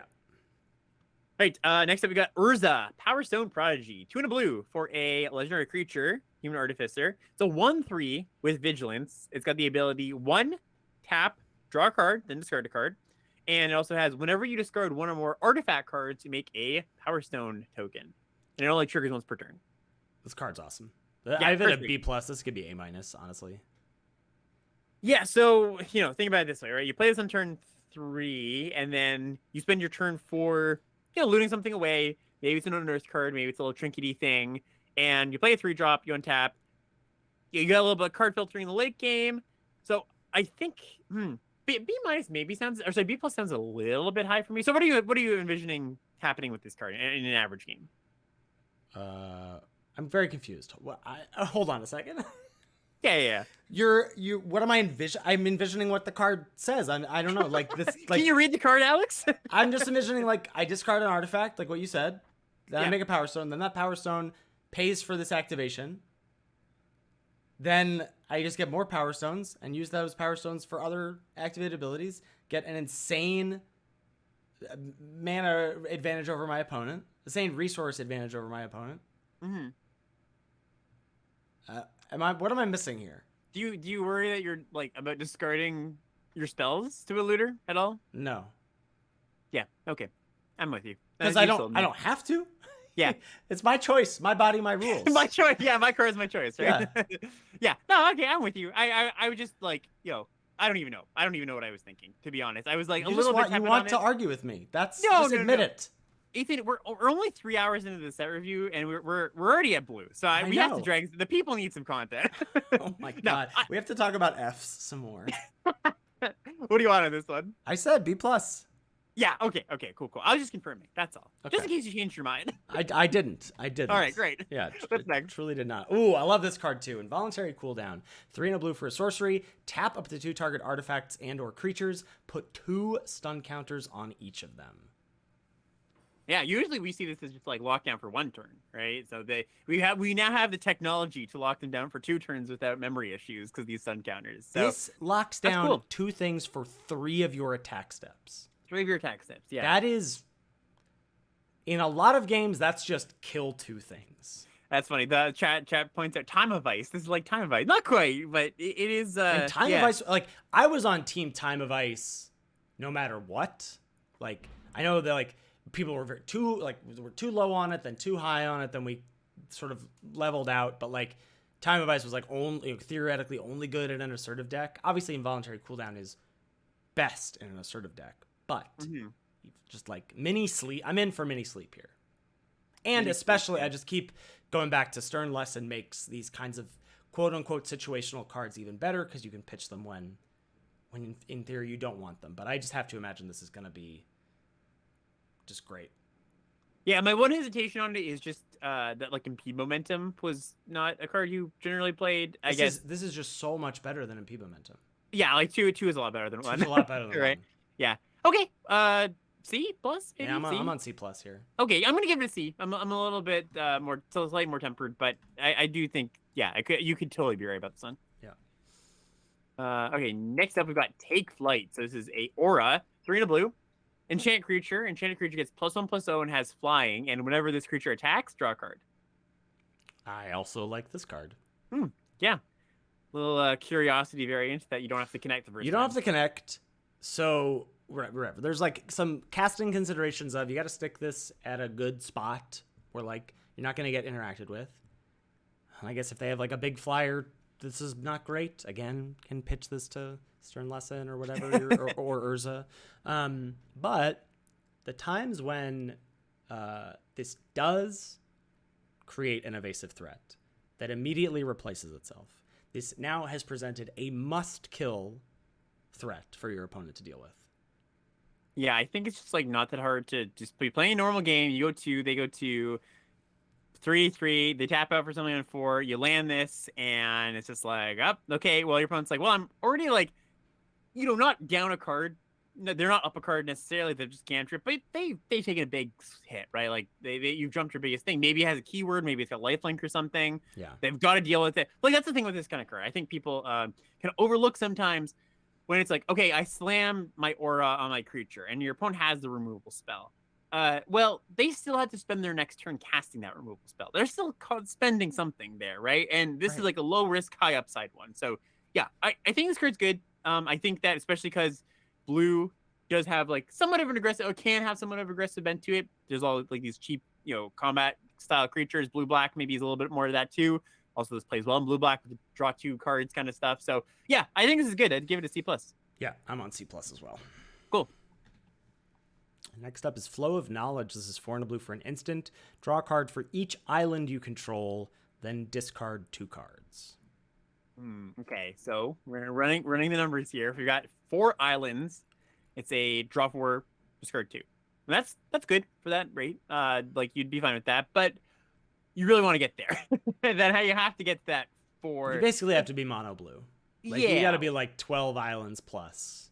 Or you're just like, it's a super late game card, but that's kind of tough. I think this is much more of a where we were kind of happy with the white one, just being like, yeah, you can throw this in your 9-8 plains deck. I agree. I think you have to be more considerate when you put this card in your deck. Yeah. I have this at D-. Yeah, I think so. If you're gonna give this a build around, it's like a build around C- or something. But yeah, you're not gonna take this card very highly. Yeah. Oh, okay. I knew this one would grab your attention. So this is Keeper of the Cadence. This is 4 and a blue for a 2/5. It's a human wizard. It's got a 3 mana ability. Put target artifact, instant, or sorcery card from a graveyard on the bottom of its owner's library.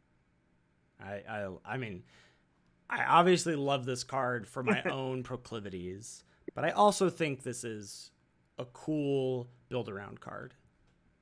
That looks like it's going to be. I'm not as skeptical of black green as you, but my take is that this is going to be you play like a black green self mill deck and splash this.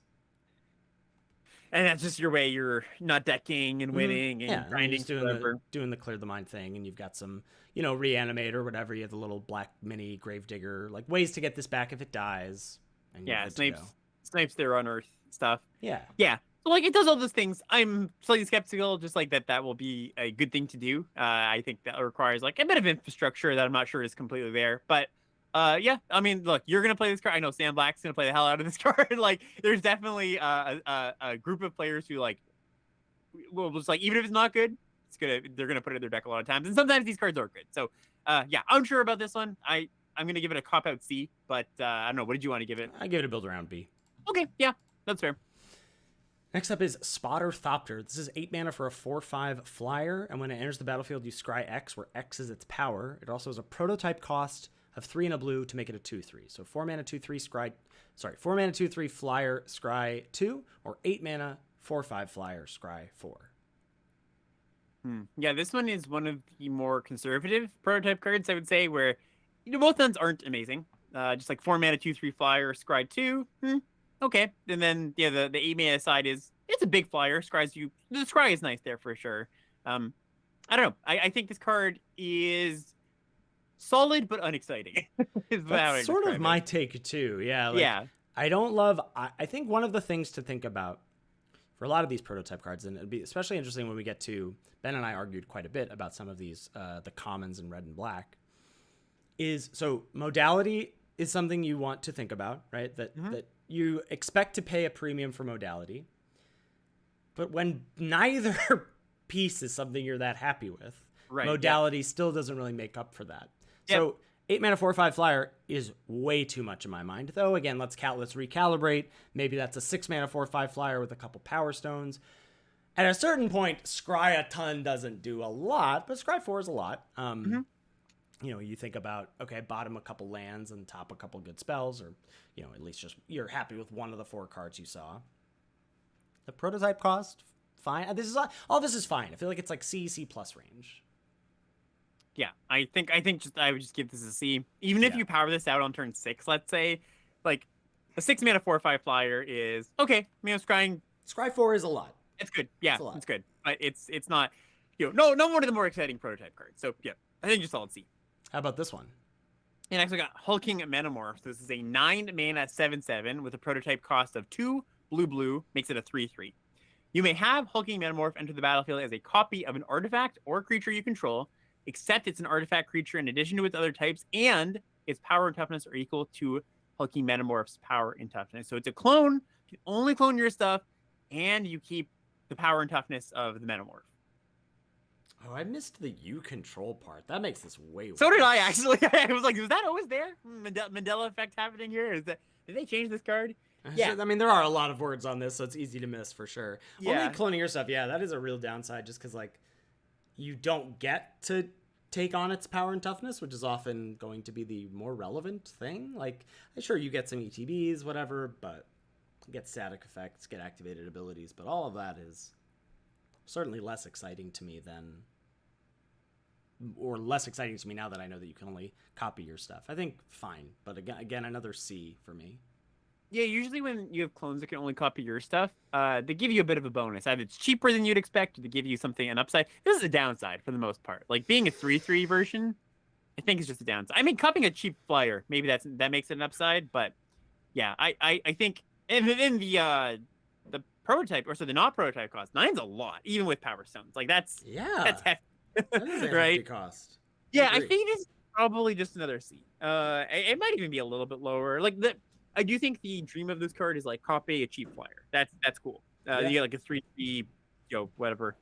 But yeah, I don't know. I'm not excited by this card either. Yeah. All right. C it is. Okay, halfway there, baby.